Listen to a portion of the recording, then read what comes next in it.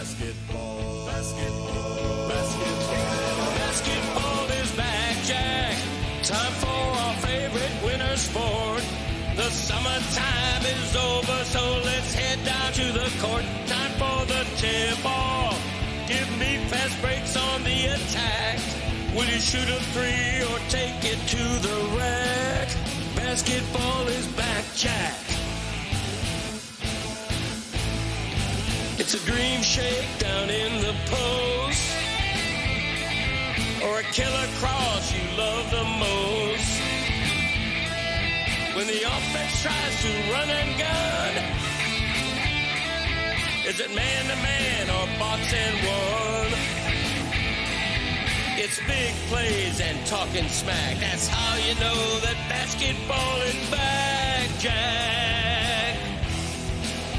Let me hear you say, basketball, basketball, basketball. Basketball is back, Jack.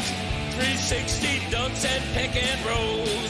And we're gonna watch it every day till they raise the Larry O. Hard fouls and hook shots. A dagger three and hack a shack. If you say this game's the best, I'll say Zagak. Basketball is back, Jack. Basketball is back, Jack. Basketball is back.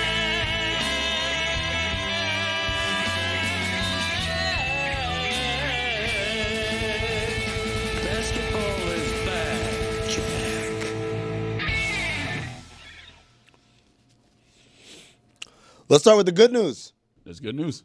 Greg Cody's alive and well. Okay. I know everyone bated breath yesterday. We made a couple of jokes. People felt it was in poor taste. We didn't really get any confirmation from Greg himself yesterday. People were worried. But the good news is he's alive, he's awake, he's well. The surgery was a success. Great. So, but you said good news, so is there bad news? there is bad news, man. Yeah. It is actual bad news. It's actual legit news. So last night, or early this morning, I should say, Miami Heat head coach Erik Spoelstra's house burnt down. And Like for real, it's not one of those where like the house Caught on wing fire. Like a Tyreek Hill situation. Right. Like Erik Spoelstra's house isn't there anymore. it looked like the LA fires, like burnt, It's awful. done. And so I heard this story early this morning. I was under the impression that the team was still on the road, and I'm like, oh, that's messed up to have to find out, on the news. Oh, He my probably God, got back home like the middle of the night. He was there, yeah. So they got back from the trip, and then the fire was reported at 4:30 in the morning. Oh my God. And the news video there has him outside his house, like just standing there staring at it. And I have a lot of friends who lost their houses in the LA fires, and there really is nothing that you can compare that to in terms of that feeling that you've lost everything. And it's not about the material things. It's not about, obviously, Coach Spo has made a lot of money. He can buy a new house. He can rebuild this house. That's not the issue. The issue is all the things that can't get replaced. Of course. Right? All the personal effects, all pictures and memories and things. Obviously, when you have kids, your kids' favorite things, the report card where they got all A's and all that stuff, and that's all gone. And sometimes, that's the stuff that it's hard to explain to a child, right, or children. That we can't replace it. It's done. It's gone. It was a memory, and now we've got to move on. I feel terrible for him. Yeah. I really do. Like, I feel like especially growing up, you all have that. Everybody thinks like, well, what if your house is on fire? What will be the thing that you grab, to make sure it doesn't get burnt down, And of course, for me, it's my championship rings. But everybody's like, hey, what would it be the thing that you grab? Well, you can grab anything. Like the whole house burnt down, like it's gone. I feel awful for him.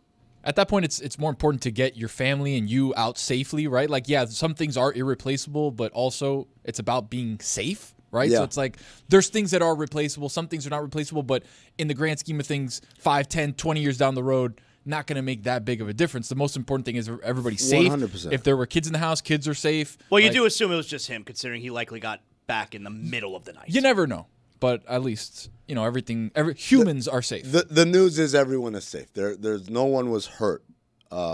You're right, Tony. That's the first thing you worry about. That's the first place your brain goes to, and you say thank God, and you count your blessings. When do they play again? But then there's I think they play tomorrow. Tomorrow, yeah. But then there's a you got to do everything all over again. 100%. And again, I hope I'm not speaking out of turn here, but like Rachel Nichols' house burnt down in those LA fires, and just the idea of that, her kids having to adjust to living in a new house, and the school, like everything that they know, right? The Walgreens they went to, done. The school, the public library, like all the things that was their life are done. And I think and it's like, all right, where are you going to go live right now? For the next however, maybe the rest of the season. Right. So I guess my thing is like when you're talking about kids as adults, I think I don't know if you went through this, Zaz. I remember before I had kids, I live anywhere. I mean, that's not a great neighborhood. It's a great deal though. I'll live there. And then you have kids who are like, I don't want to live in this neighborhood. What's the school district like? All these other things start to take precedent in the decision making. Of course. So, same thing here. It's like if I were a single dude with no children and everything, my house burned down, I'd be mad. Obviously, if I lost personal items that can't be replaced, I'd be distraught. But there's a part of me like, okay, deal with it. Move on. Next day, what are we going to do? What are you going to do? You're going to cry about it? It's gone. It's done. It ain't coming back. But when you have kids in the equation, that's a little harder. It's harder to tell them. You can't tell them to move on. Yeah, I mean, look, not to speak out of turn, he's divorced from the kid's mother. Like, who knows how often the kids actually live with him, especially during NBA season. Sure. But for me, it's more about, like, that's all your shit. Yeah, it's man. all your shit, and now you have no shit. And it's like, figure it out. And that, to me, is, man, that gives me agita just thinking about it. Even if the kids is there every other weekend, that's still my room. That's still my stuff. That's still the thing that I might have said, should I take it with me back to just leave it. I'll get it next time. And I was gone. And again, it sounds like I'm talking about material things, but we're not. No, man, this we're is talking about real things, stuff, man. It's not material. the emotional connections that people make, and specifically that children make. That as I said, an adult can move. And now you got to past it. make yourself a new home.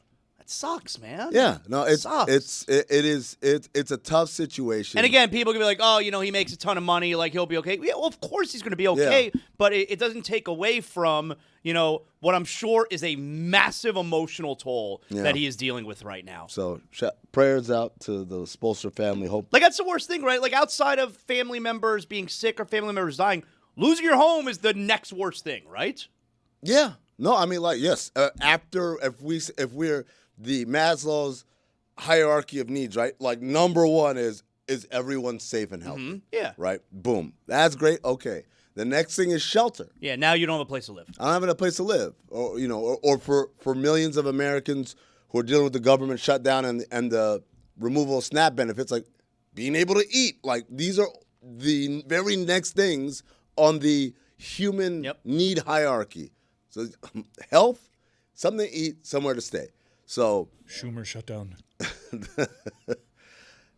Our thoughts are with the Spoelstra family. I hope everybody's okay, both physically, mentally, and emotionally. But to add insult to injury, Bam Adebayo got hurt last night. Foot injury. Early in the game. Kind of a sneaky injury because I was watching the game and then it was less Bam's not there and it's like, oh, he's hurt. And I was like, well, when did that happen? Did they I didn't ever see show that. any kind of replay? Because it was like mid-first quarter and Eric Reed was just all matter of fact, Bam's gone to the locker room. He's questionable return. It was like, what? I saw one angle where he's just running up the floor and then all of a sudden pain, right? I don't know. We don't have the details as far as what part of his foot, but obviously this is a huge blow to the Heat. They're off to, despite what's a 500 record or whatever, a positive start to the season. Really tough schedule to start the season too. 500 with the West Coast trip at the start of the season. That's pretty good. Jokic took full advantage. He had his 7th career game of 30, 15, and 15 plus. He's a good player. He's solid. Keep an eye on him. MVP? If we're you know what? Hold on. Wait a second. We'll slow down. Before we get into that talk, let me just give you guys a stat of the day. An early stat of the day. Start of the day, start of the day. It is your start of the day. Start of the day, start of the day. It is your start of the day. Start of the day, start of the day. It is your start of the day. Start of the day, start of the day. It is your start of the day.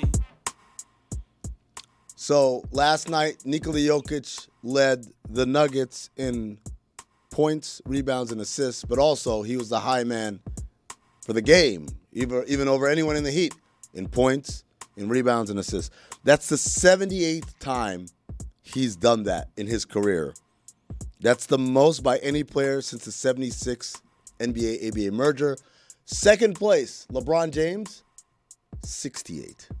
So hold on, let's run that back again. Yeah. So Jokic had more points, rebounds, and assists than anybody. More points than anybody, more rebounds than anybody, more assists than anybody. And he's done in that the game. 78 times. 78 times. And the number 2 guy on the list is LeBron, who's done it 68 times, 10 less times, despite playing, 11 years more than Jokic has played. Good player. MVP? How good of a player? It's so dramatic.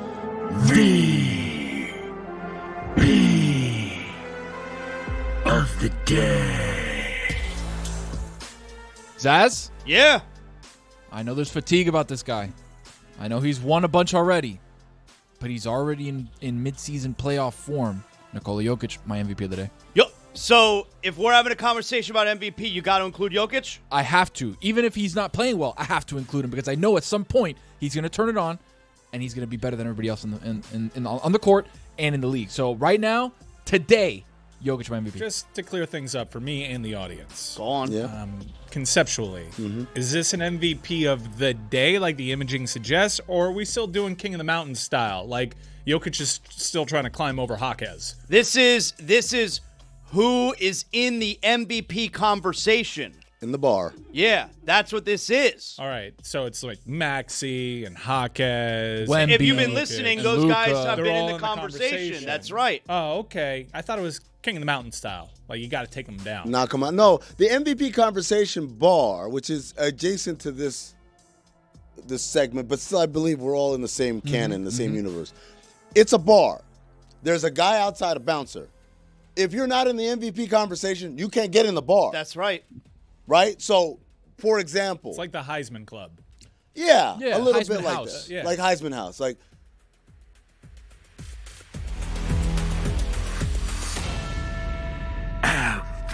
MVP of the day. thank you. I'll tell you what. So, I'll give you an example. Were you about to do it again? Yeah. Yeah. You know about yeah. those nuggets? That's right. That's right. I'll give you an example, right? Anthony Edwards, great player, right? Has been in the MVP conversation bar the last couple of years. He's not in right now. Right now, bounces out. Sorry, big dog, I can't do it. I haven't seen that fool. We're full today. We're full today. It's like, hold on, check back with me. He's doing the bounce is doing all that I'm stuff. on Jaquez's list. Well, I don't know if Jaquez. Jaquez had a brief stint. He went to No, get a no, drink. he's in. He got in. No, he got in. If Yeah. we're having a Kick him out. conversation about MVP, Jaime Jaquez is in the conversation. Let me He tell you got something. cover bar. charge. Yeah. Gotta Okay. get- He gotta got there get for that cover happy hour. charge. Let me 2 tell for you, 1. sometimes, Mike, you can get in the bar and they can eject you out. Yeah. You well, could be asked to Is he leave. at that point? Has Is he been Jaquez asked to already leave? been asked to leave? No, I don't think he's been asked to leave, but the problem is that Jokic came in with mad Serbians. Yep. So it's like, all right, we don't have that much Exactly. space. So Anthony Edwards is at the velvet robe saying, "You don't remember me? I spent a lot of money here." Yes, that's exactly what he's saying. But you know what? At some point, maybe the bouncer says, all right, man, you got it. You What's go your in. name? What's your name? I want your name. This is going to be so funny for you. oh. I know the owner of this Yeah, place. you know, just wait. The other part of the MVP conversation is the guys are in there. Okay, so you're in the bar, but they're all standing in a circle, and the guy standing in the middle of the circle, he's got a drink in his hand, and he's telling the craziest story, and everyone's silent just watching. That's the guy who's the front runner for MVP. The closer you are to that guy, the more your chances of being MVP is. Maybe you're also trying to jump in. Like, hold on. Like SGA was there telling the story, but then Jokic came and said, hold on. Wait, listen to this. Yeah, like listen to this. Exactly. The farther you are out, you're in the conversation, but you're an earshot. You're not really saying anything. You're just listening. You're a listener. So Jaquez, for whatever he was in the bar, he's kind of peeking over the crowd. He's just happy to be here. He's like, oh my God, I can't wait to tell everybody I was at the bar, and it was Jokic, and it was Shea, and it was Luka. And Wemby was there. He was there. bigger than everybody. I think right now the guy in the center that you're talking about there is Luka. Wow. Luka is the one who's doing story time, holding the drink. But I'm going to tell you something. If we're going to have a conversation about MVP, we better have a conversation about Cade Cunningham. That's right. The Pistons last night improved to 6-2. Hold on. He needs imaging. This just does not feel right without it. So there's two. If he's in the bar. MVP of the day. I mean, Flair was cutting a promo during commercial break. What are we doing? If we're going to have a conversation about MVP, Cade Cunningham's in that conversation. What do you know right about Cade now. Cunningham? I know about Cade Cunningham. You know about Cade Cunningham? Pistons are now 6-2. Cade Cunningham, 31 points, 10 assists last night. If we're going to talk MVP, somebody better be talking about Cade Cunningham. That somebody sounds like it's me. Buddy, you know when I was talking about Cade Cunningham? When? Last year. Okay. Yeah. Last year. Yeah, but I was on the mountain already. Are you not familiar with his very high stakes bit of getting highly touted prospects and having the gall to say this guy might be good someday?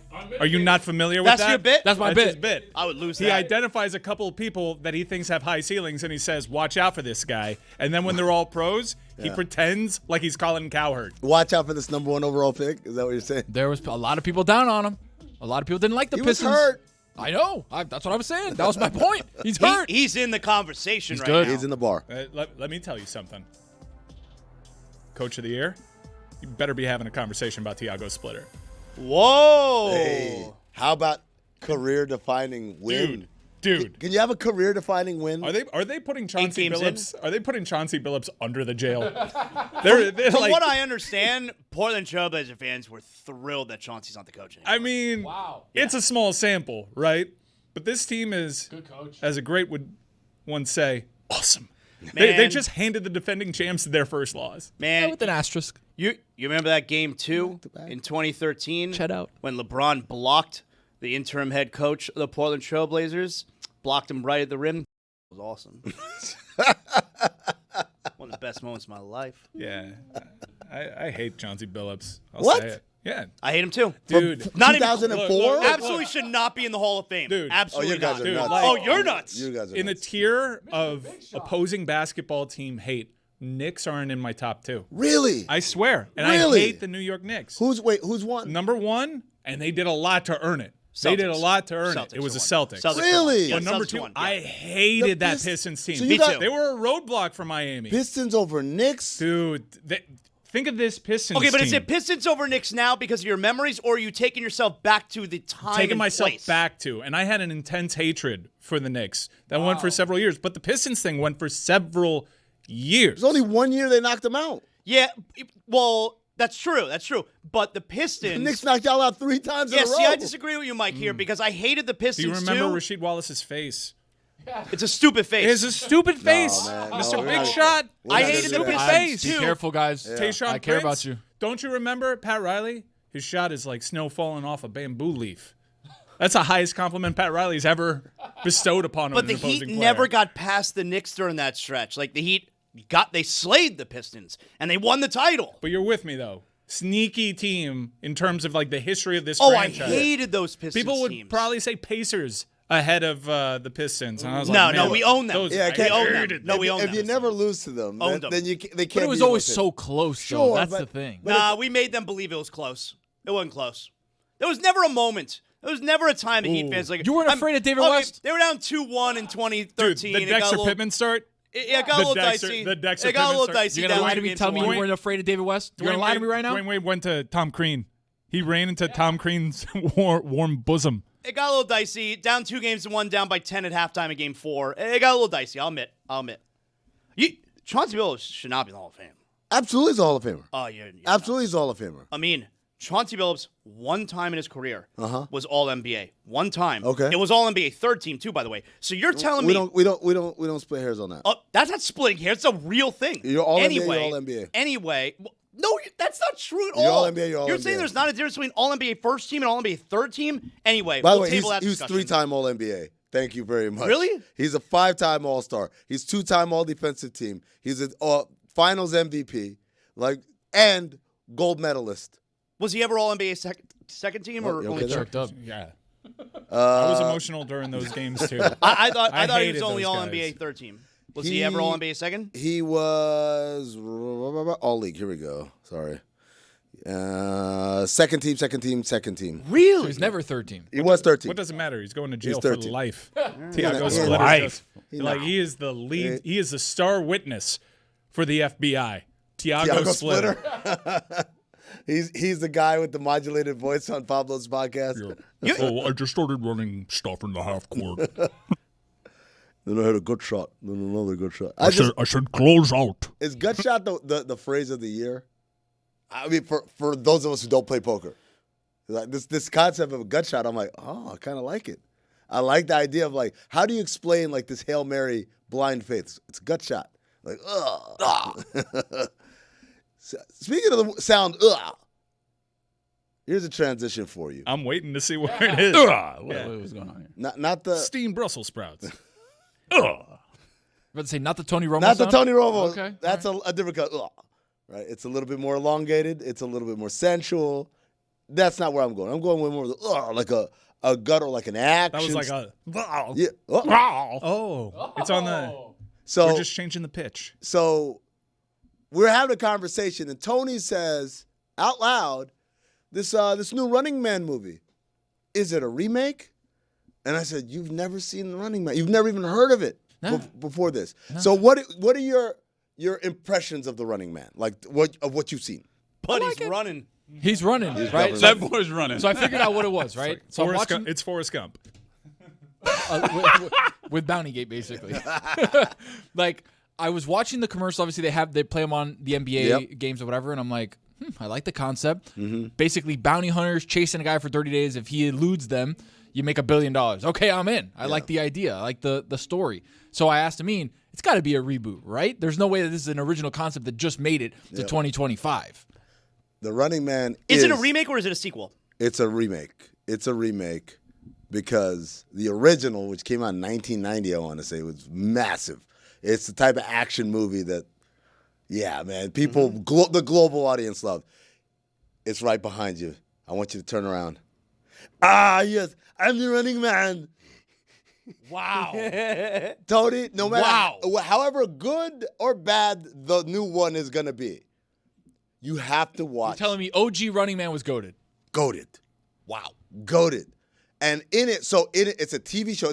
It's kind of prescient in a way because it's like a reality show. Yeah, it's Before reality show. shows were big. Reality show, and people are like, we can either sentence you to death or you can star on the Running Man. So is he a criminal? He's framed. Of course. He's framed. Of course. And then they give him the choice. Do you want execution or you can play the game? So he decides to play the game. But he's the best contestant ever at the Running Man. And the guy who's the executive producer of the show is like, nah, we can't have this get messed up. So he starts cheating and increasing the levels of difficulty.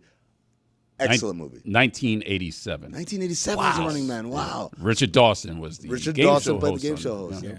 Really stretched his chops there. Well, I thought you know what? Richard Dawson was ass off because he wasn't just a game show host, which is what he does in real life. He was a villain. He also had the only comeback to "I'll Be Back" that I've ever seen in a Schwarzenegger movie. He said only in a rerun. Got his ass. That's a good line. Oh, man. So you're saying I got to watch the OG? I think you should. Maybe after you watch the new one, maybe before. I don't know. But I know you have to watch it at some point because it really is a fun movie, man. It's back when action movies were action movies. Jim Brown was in there.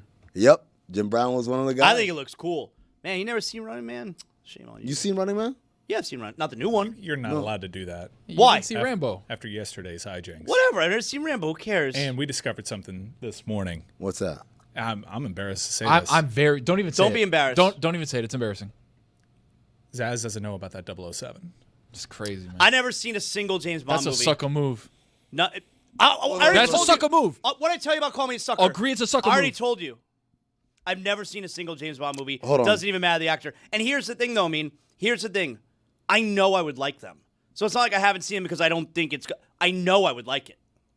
Quantum of Solace? Oh, Those Daniel Craig James, like I don't really care about the ones before. The Daniel Craig ones, Fire. Movies look awesome. Never Think seen about them. a movie called Quantum of Solace. I don't know what it means. I know it's the coolest name of a movie I've ever heard in my life. Quantum of Solace? You seen that Quantum of Solace? Oh, of course I've seen it. Casino Royale? Yeah, the movies look good. I never seen it. So, you never played GoldenEye? Yeah, man. I never had. I don't know if I never played. I never had it. I never owned it. You don't know about that GoldenEye? Nah, I That's guess the not. only thing that you need from the 007. I know about universe. Golden Tee. No, Golden Tee is. I don't even know what that nothing, is. like- Was a big dog pimping So, that? so Golden Tee is an arcade game where you have to get the ball, but sometimes the ball isn't properly. Oh, Look they at had his those at form. the ale doesn't have house the all the right time. lubricity, as Braun Strowman would call it. GoldenEye was the greatest video game of all time. Spectre? Yeah, you can keep naming all the films. Skyfall? I already told you I never seen them. You don't know about that Slappers Only? That's not a real name. No. It's a game mode. You go. Oh. You can go big head mode. What was the best stage? Complex, where you go slappers only. You climb through the vents, and you don't have Whatever, the ability man. to have a gun. So the way to win the game in the multiplayer, it's like elimination. It's kind of like the Running Man. You go up and you just. All right, sorry, I wasn't spending all my time on video games. I was Zaz. hooking up with girls. In Whatever. 1990... You're watching wrestling. Yeah. hooking What are you up talking with about? You weren't hooking up with girls, man. You watching wrestling is funny. Come on, no one believes that. Zaz, in 97, there's a movie called Tomorrow Never Dies. Now, not only is Holly's in that. that title cool as hell, Tomorrow Never Dies, but the premise of the movie in 1997 was there's a billionaire who controls and owns newspapers all over the world, so then he just starts creating fake news to create conflict to fuel his business. Ooh, that's awfully foreshadowing. That's what, in 97. Wow. 1997. You got to watch that Bond, man. Okay, so like, what do I go back in time, or do I just watch the Daniel Craig? What do I do? Oof. I would say they're different worlds, Yeah. basically, right? You don't have to have. There's a one knowledge- multiverse in James Bond. I didn't know that. Of course, there's No, 8 different James Bonds. No, but it's a singular universe. Yeah. Everything that happens Is has the 007? consequence.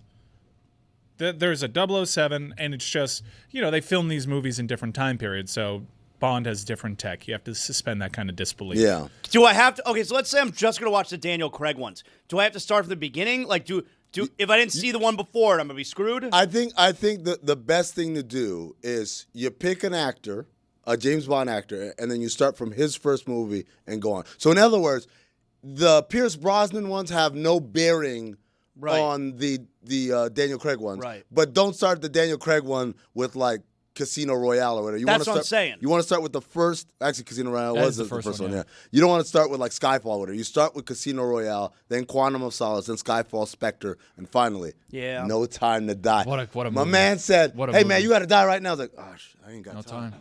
Let me check out my Omega. Nah, No don't have time. it. And also product placement. Mwah. Yeah, beautiful. They mastered product placement. You want to see that new Audi? Yeah. You watch that. You know about that Aston Martin? That new I used to Aston drive an Audi. Whatever, I'm just saying. Martin? Here. Yeah, good for you. You don't know about that Octo? I know about Octo. We're talking about the same one. I don't know if we are.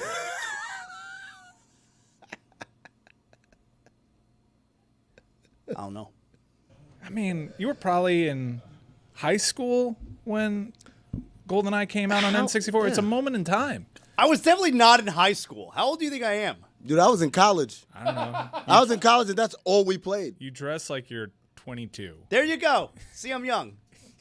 But you are the living embodiment of the Steve Buscemi, what's up, fellow kids, type of Yeah, that's a vibe right there. type man. of energy. Speaking of video games, Donovan Mitchell last night had a video game type night. He scored 46 points. Darius Garland finally Oh, played. Yeah, shout out to transition. Darius Garland. Yeah, there you go. But here's the real transition.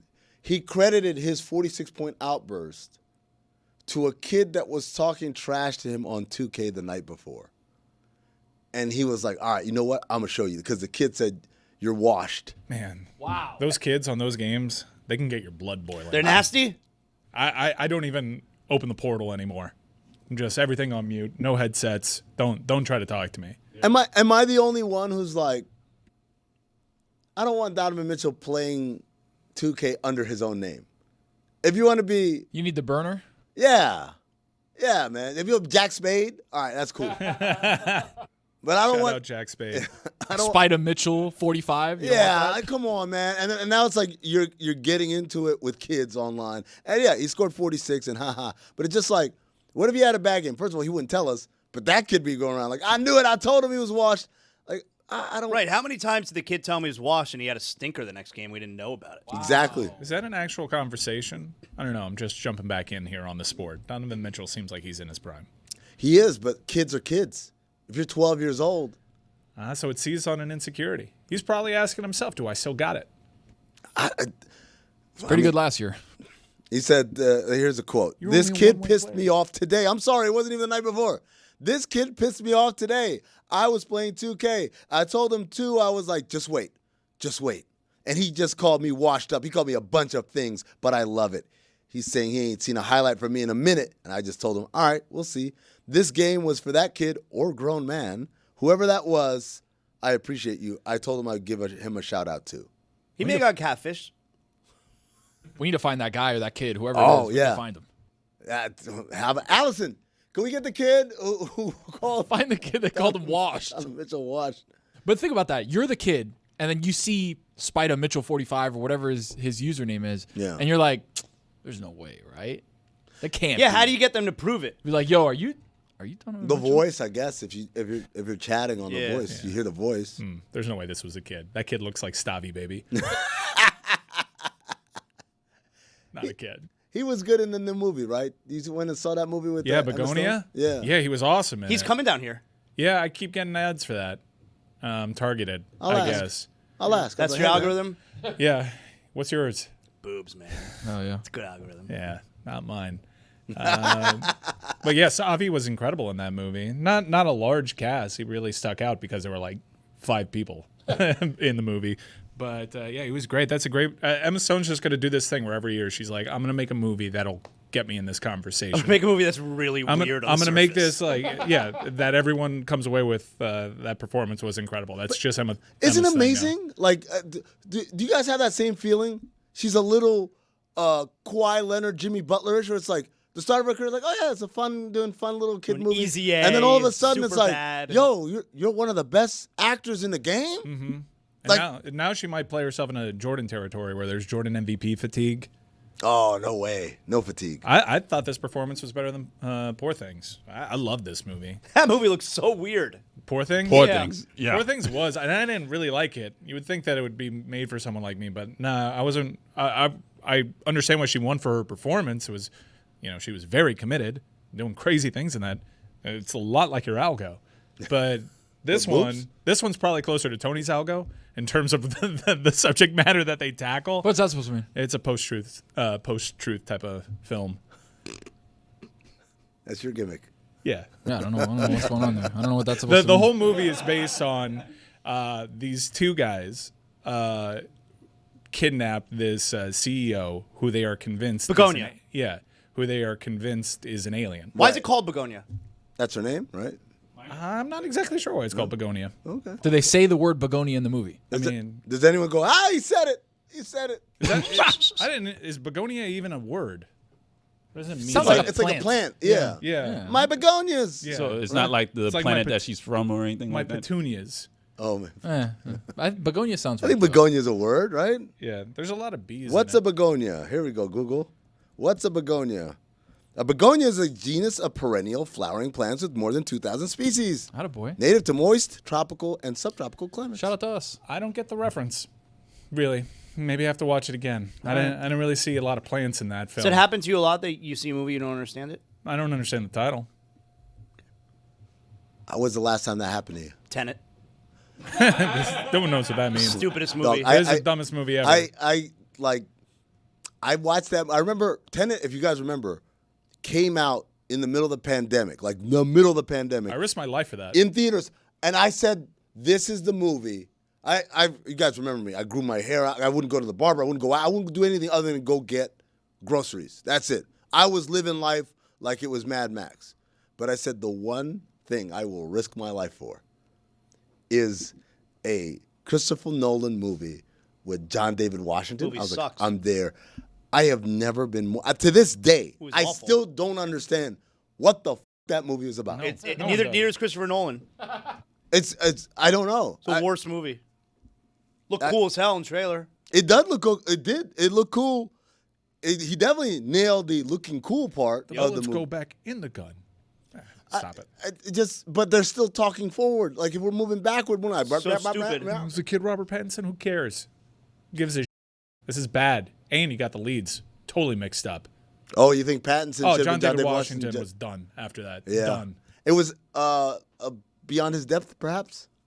I don't think he had that much range. I It never was. Like, it was a great performance in Black Klansman, right? But Sure. it was the subject matter. Like, I think a lot of people could have played that role. And if you watched Ballers, you're like, this guy's got his limits. That was my problem. I'm watching Tenet and I'm like, that's Ricky Jarrett. Though. Yeah, it is Ricky Jarrett. I can't see anything past Ricky Jarrett. Well, he starred in 5 movies after that. And they all flopped. Yeah. Black Klansman didn't flop. No. After that. After that. Hollywood. The box office has told you. What were they? Don't make him your leading man. Is that one movie where like he's trying to find the kid who's the key to like life? The creator? Yeah. That was a huge flop. Malcolm and Marie, Beckett, Amsterdam, the creator, and the piano lesson. I never even heard Malcolm of and 3 of Marie these movies. was a good one. It was the Sucked. Probably Oh Malcolm no, and it Marie. was like it was an artsy movie. Amsterdam was a huge flop, but it had a lot of people in it.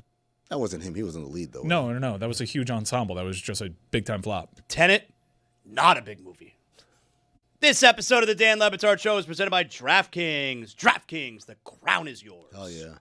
We welcome in David Samson. Nothing Personal with David Samson is the show. You listen to it every day. You catch it wherever you get podcasts, on DraftKings Network, on YouTube, wherever you find yourself listening to stuff. And David, we got a lot to get to. The greatest World Series of all time, all that stuff. I know usually we hold the movie talk to the end, but I did want to include you in this conversation we had right before you came on about The Running Man. Tony just found out that it's a reboot. He asked, should I watch the original one? He didn't know anything about it. He didn't know anything about it. We had to teach him about it. But he asked, should I watch the original one? Would you, as a movie aficionado, suggest that he wait to watch the old one after he watches the new one, or to watch the old one first and then watch the new one? I'm not going to be that guy because I don't want to turn into my father where I say the original is always better. You got to start with the original. No. I'm new age, man. I'm young now. Forget the original. Go with the new one. Forget the original. It's old. It's 1980 something, like 7. It's so long ago. You probably weren't even alive. So screw it. Just forget Arnold. Forget Dick Dawson and go right to GP.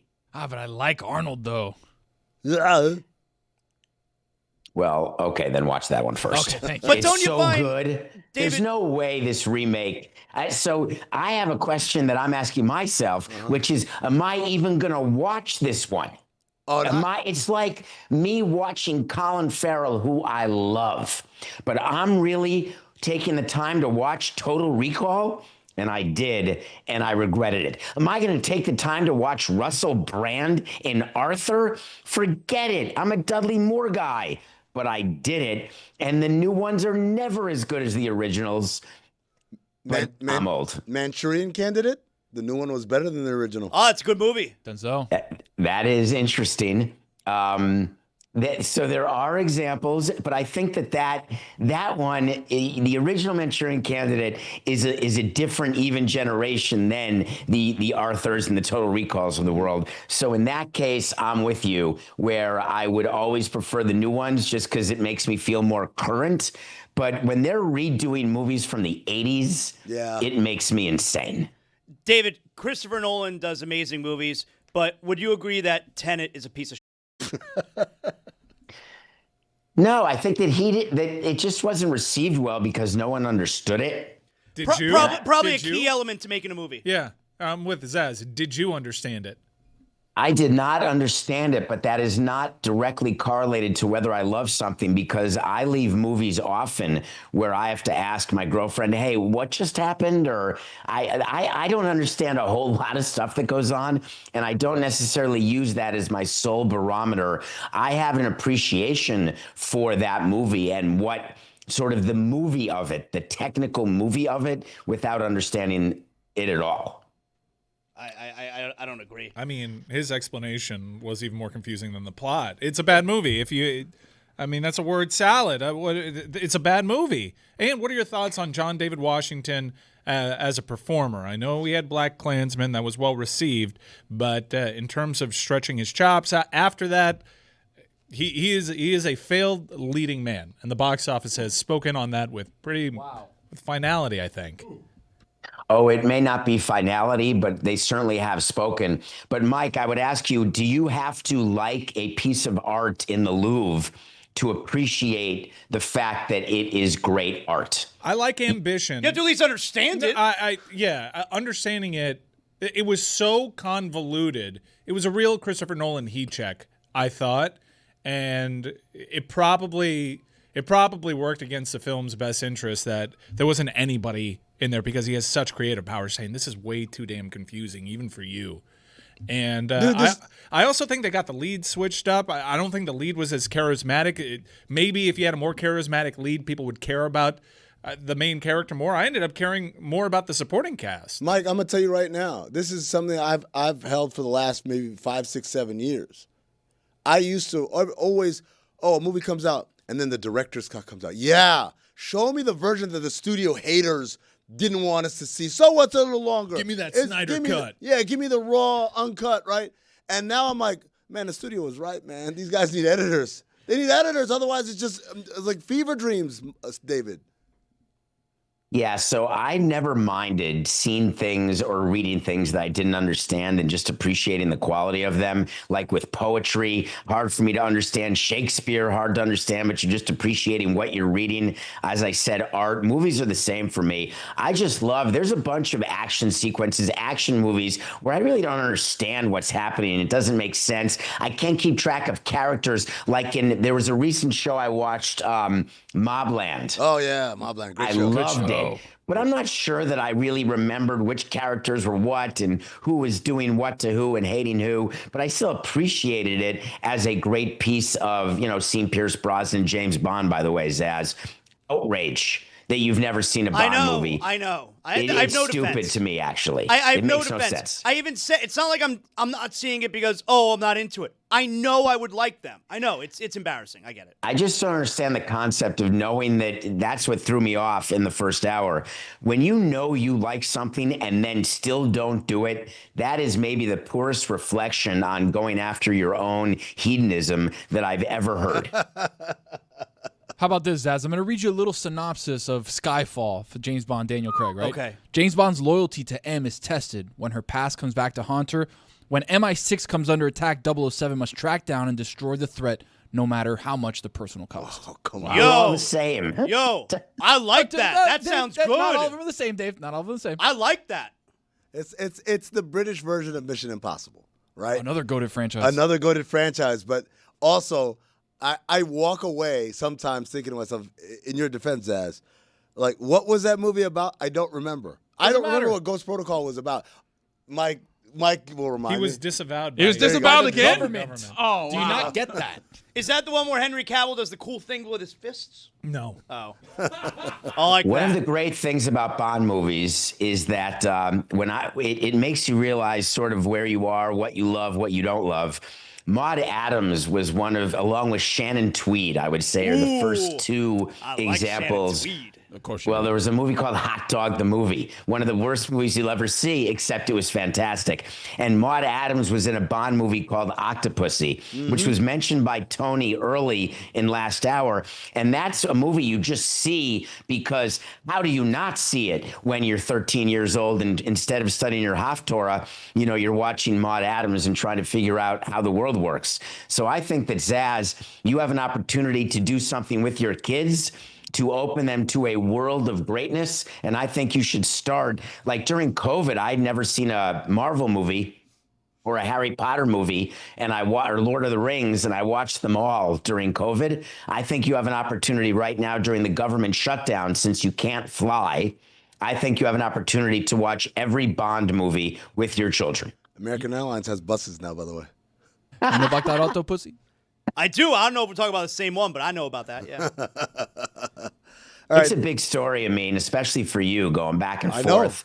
It's an absolute nightmare. Everyone figuring out which are the 40 airports that they're going to cut the flights. And the good news is the FAA, the head of the department, said, we're doing this proactively. We're not going to react to plane crashes. We're going to try to avoid them by delaying flights and canceling flights right now. Yeah, I thought that was super nice of him. 10% of flights are getting cut back while this shutdown is going on in anticipation of the increased travel during holiday season, which is right upon us.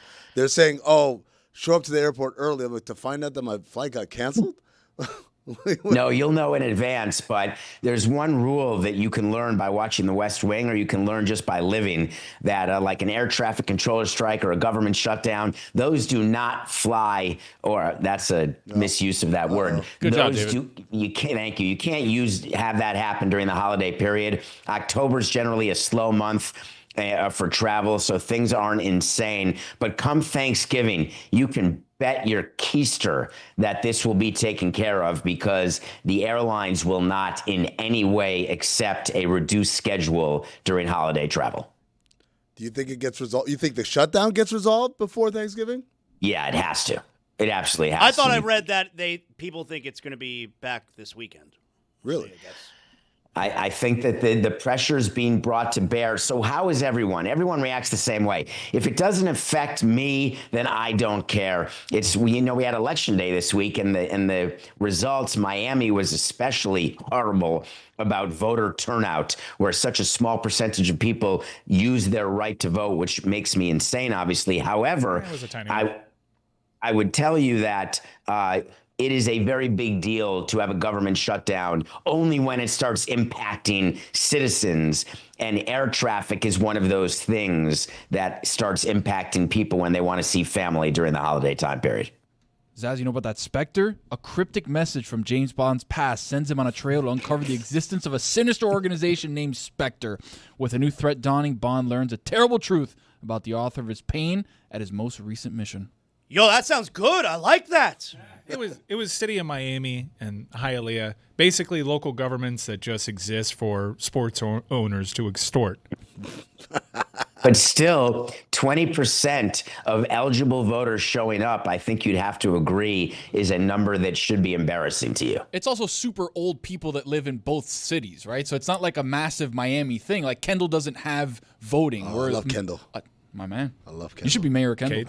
I want to be. Would you consider that? If they put a zip line at the top of the Elster, absolutely. We will never incorporate. Thank you. We will never incorporate. Unincorporated, proudly. Yes, unless a sports owner comes along and wants to extort us and promise us the world. Or the water park at Metro Zoo. That's big on the docket. Then we're willing to listen. Are the Tigers really going to deal Scooble?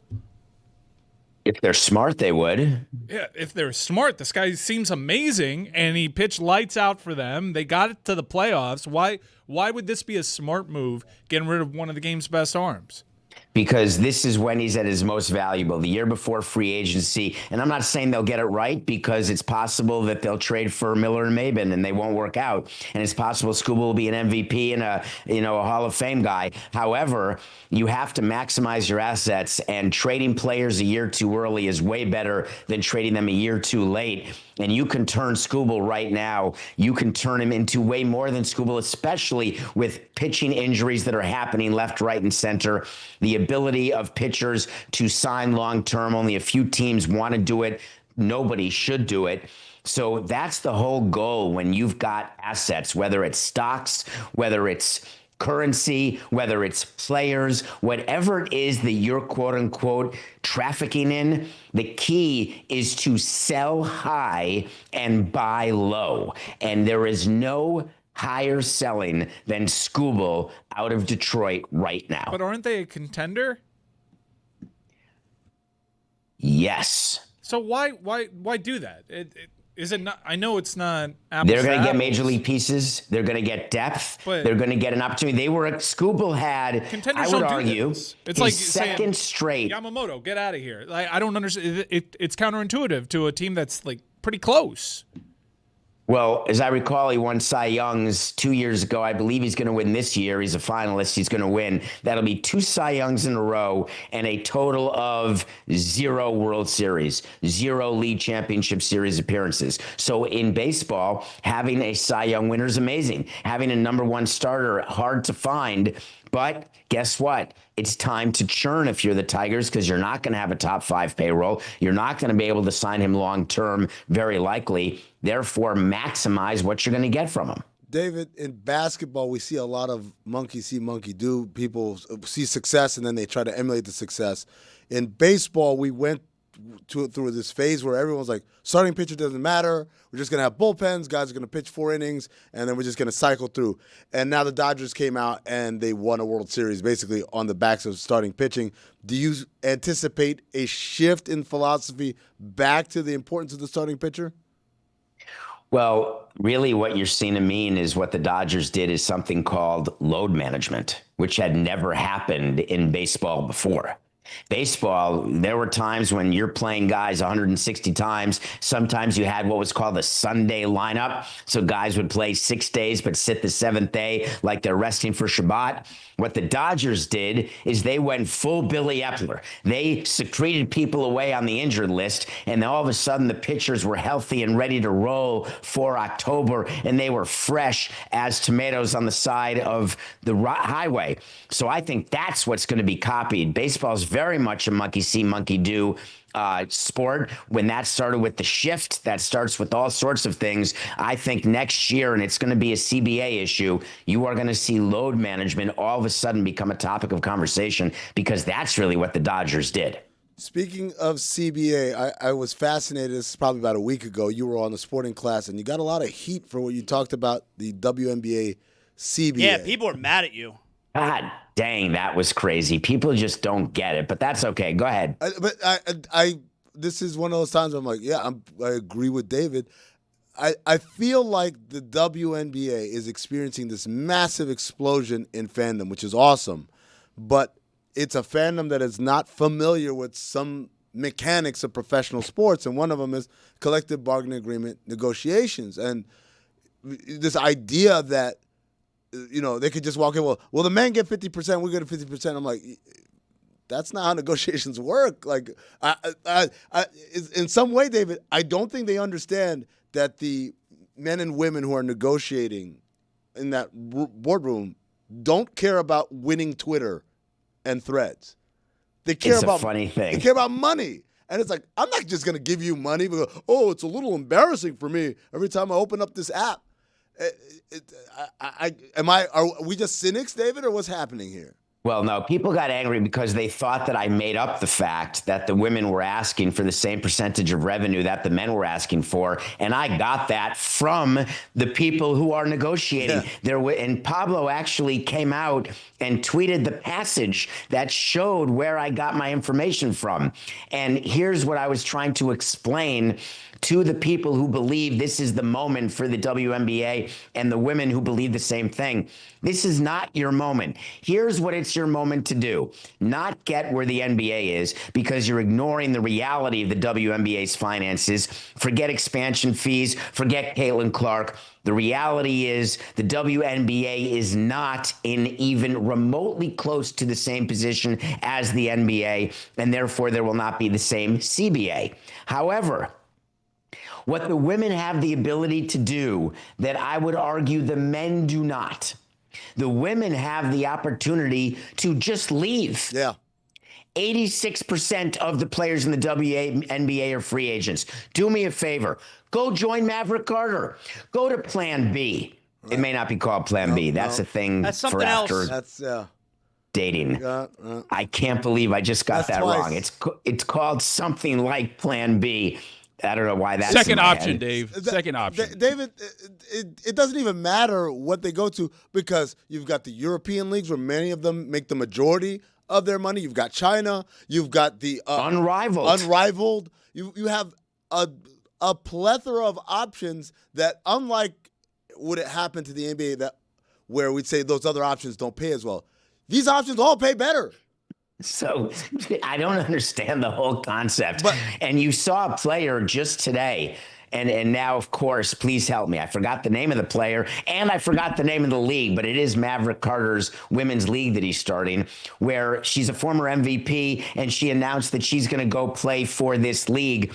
What the WNBA needs to decide right now is, and both the players and management is, are we an entity that has the ability to continue to grow and continue on a path which they've never been on? They've never proven that they can be successful either on the court or off the court. Is this the time where the WNBA says that we can be a going concern, number one, and number two, we can be the best in the world? Because that's what Major League Baseball is. That's what the NFL is. That's what the NBA is. That's what the NHL is. WNBA is not that. And in order to do that, it's more than just paying the players more. It is the question of, is the concept of women's professional basketball, is that the possibility of only having a monopoly of one major league which pays the most? And what's proven over the last 2.5 decades? No. The player's Nneka Ogwumike. She is the sister of Chiney Ogwumike, who's on ESPN a lot. And Nneka is signed with the league is called Project B.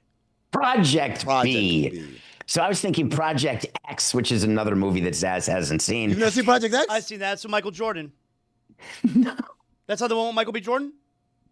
Project Matthew Broderick? I thought it was Matthew Broderick, but I could be wrong. Oh, I'm No, thinking of a different that's movie. the thing where Buddy has a house party. Yeah. And then his family. That's what I'm thinking. What's Michael that movie B. called? Jordan's in that? Yeah, what's that movie called? Project X. Project X. He's not in that movie. Miles Teller is. Miles Teller's in that movie, yeah. And Michael B. Jordan. My man Dax Flame is in that movie. Shout out to Roy, what am Bad I Friends thinking podcast. of? Am I having a moment here? You're thinking of the Matthew Broderick movie that involves a War Games? chimpanzee? No. No, there's a Not Project War X. Games. There's a Project X movie with Matthew Broderick, yes. Thank you. And Okay, I Helen feel way better right now. Speaking of movies, Zaz, you know about that No Time to Die? James Bond has left active service. His piece is short-lived when Felix Leiter, an old friend from the CIA, turns up asking for help, leading Bond into a trail of mysterious villains armed with dangerous new technology. I think you're screwing him, Tony. Well, I that think you ought to sounds be good. reading about For Your Eyes Only. You ought to be telling him about Christopher Walken. You ought to be telling him about Grace Jones. That's A View to a Kill. Yeah. Great song, View too. to, yeah. Oh, yeah, Duran Duran? Duran Duran, baby. What do you know about Duran Duran? I know about Duran Duran. You do? Yeah. Can you name 2 members of the Duran Duran band? Yeah. Duran and Duran. Roberto Duran and Jalen Duran. But Tony, tell Roy, just in case. Just in case what? In case he doesn't know. Duran and Duran. Keep it moving. Juju, put it on the poll. Can you name 2 members from Duran Duran? Wait, can you name 1 member of Duran Duran? This is impossible to believe that no one's going to come up with Nick Rhodes or Simon Le Bon. Is it really possible? Yes. I would guess Mike. I would have, if I had I to don't bet know that money, I fool. would say Simon Mike. LeBon. Where's Duran? Where's Jalen Duran? There is no Duran in Duran Duran. What? Then who's Duran? It's Simon just LeBon. Duran Duran. False advertising. Great way to Soup. make people believe that you knew all along is just say a name in the tone of Paul Rudd. Simon LeBon. Kevin Durant. Kevin Durant. David, Chris Greer got fired. You believe that it's a move, but it's not the move. What does that mean? What's that mean? Ooh, thank you for letting me talk about the Dolphins on your non-local hour, because Stephen Ross was under so much pressure as an owner, because on this show, I believe I posited that he's the worst owner in the history of South Florida. Really? And that's saying something given where ownership has been in South Florida. He hasn't won one playoff game in the 18 years that he's owned the team. Not one. But he has created a ton of value. Using public money, Mike Ryan, plenty of public money that he has used to build his fiefdom out there near Wayne's World with F1 and tennis and all the other stuff he's done. Plenty of public money, even though people don't talk about it. So the team stinks over and over again. Poorly spent money. Unable to find a way to get something together. What do? You have a GM and a coach. Both of them need to go. The coach is lost. You go to his press conferences, you speak to local media who are going there and looking at him and listening to him. The guy sounds like a babbling idiot, and that's what happens when you come off as quirky when you haven't yet proven whether or not you're great. And then once you're not great, the quirkiness becomes babbling idiocy, and that's where McDaniel is. So the question is, why would you get rid of Greer and not McDaniel? Because you're in the middle of a season where something good might happen? No, the Dolphins season is over. Because you still believe that McDaniel has the locker room? Who cares? It's so overrated. He doesn't have the locker room because they're not winning. My view is you do a clean sweep and you show your fan base that you are going to bring in a Bill Parcells type. You're going to bring in someone and give them total control over all football operations from start to finish, including coach, drafts, everything. The problem is Stephen Ross may be pushing up daisies. I'm not wishing, but he's not young. And so does he not have time for what is required other than what the Dolphins do, which is get mired in mediocrity? Is it possible he doesn't feel he has the time for a complete redo? Because what firing Chris Greer was like, putting a Band-Aid on a, 3-inch, 3-deep cut. We got Mike McDaniel's latest press availability. Let's hear it. They've beaten us because they've scored more points and done the right football things longer than we have in those games that we lost. I think that that's the measure of a good football team is being able to win. Particularly there's been a couple one-score games. I like sitting right here as of late. Hold on, let him keep going. We've lost. I don't think I want to do this. And you don't want to hear them kind of like critical stutter his way through this. Excuse me, man. No, this is your play this in Gitmo. Wish you could have them back play the fourth quarter. No, we can't. Anticipating that. We know where it's going. Fade it down. I can't do that. I can't do that. What do you know about I'm gonna say this, by the way. I was told that was a 7-minute clip. Mike, I can't do it. You know what he looks like when he's talking right there. He looks like you talking about the Canes the other day. Zero eye contact with anybody. But the head is moving so much. It's tough. As someone that also is well known across this great land as being a face of a program. Monday was tough. I'll tell you, very tough show. Like, can you imagine? That's because that's how he sounds. That's how he sounded from the day he got here. Can you imagine if the bad team was the first couple years that he was here, as opposed to them doing the winning? Like, how do you survive sounding like this? You don't. They teach you in law school when you are presenting to the jury or to a judge that it's okay to be silent, and people use and as verbal crutches, and it's unbelievably difficult to listen to. And the coach of the Dolphins is the number one guy with the it's brutal. I'm curious, which law school did you go to, David? I went to Yeshiva University, Cardozo, Benjamin N. Cardozo School of Law. That's not a real school. Benjamin Cardozo is a high school. American Samoa. It is. It's a high school in New York. Law school. That's what Skip to my Well, Lou thank went. you. Benjamin Cardozo High School, man. Shout out to You Mike. just said it's not a real law school. Is that you, Mike? Yeah, it doesn't sound like one. Okay. I don't know that fool. What movie are you reviewing for us today, David? So I went to a theater. First time I've been to a theater since Tenet? COVID, because I needed to see one battle after another. I mean, don't you want to support movies? You haven't been to a theater since COVID? Oh, I support movies. I spend $19.99 and I get movies when they're streaming. I'm going to do it this weekend. I'm going to do plenty of. That is Cardozo School of Law in New York City. And you can actually go through, for those of you not watching on the Dan Le Batard YouTube channel, there are you can look, I was even chairman of the board of this, but there are amazing rankings of things that we do, clinics. The Innocence Project with Barry Scheck started there, Mike Ryan. Oh, my bad. That is where DNA is used to clear people unjustly in prison. I'm sorry, I didn't know Barry Scheck was affiliated. You know about with that this. Innocence Project? That is my mistake. Barry Scheck. Just so you know, Enron has a website. You can do crazy things. Do with they? tech these days? Yeah, there's like a fake Enron that's like a whole like. I was trying to make a point. And the point is like one of my they think you're favorite stupid. one of my favorite things. I remember in business school they said we should have known that they were crooked because their logo was a crooked E. And I'm like, oh It's right in front of us. It was right in front of us. No, but David, you said one battle after another. You saw it in the theater, right?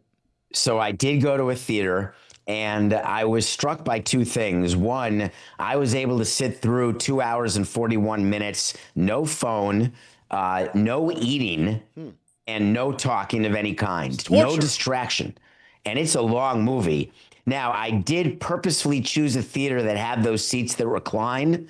That was important to me because I didn't think I could sit in a regular folding chair for 2 hours and 40 minutes because why? Do they still make And those I was theaters? taken, what theaters don't have the stadium seating? Everyone's got the recliner. Not everybody. That is not accurate. There's a couple of them out there. Not in $2 New York, theater? at least. Hey. So what this movie did is it got me from the first minute, the opening scene of this movie, and I think people underestimate, you've got like 3 minutes in this day and age. And James Bond is one of the great examples. The opening of James Bond movies, you're done. You're hooked.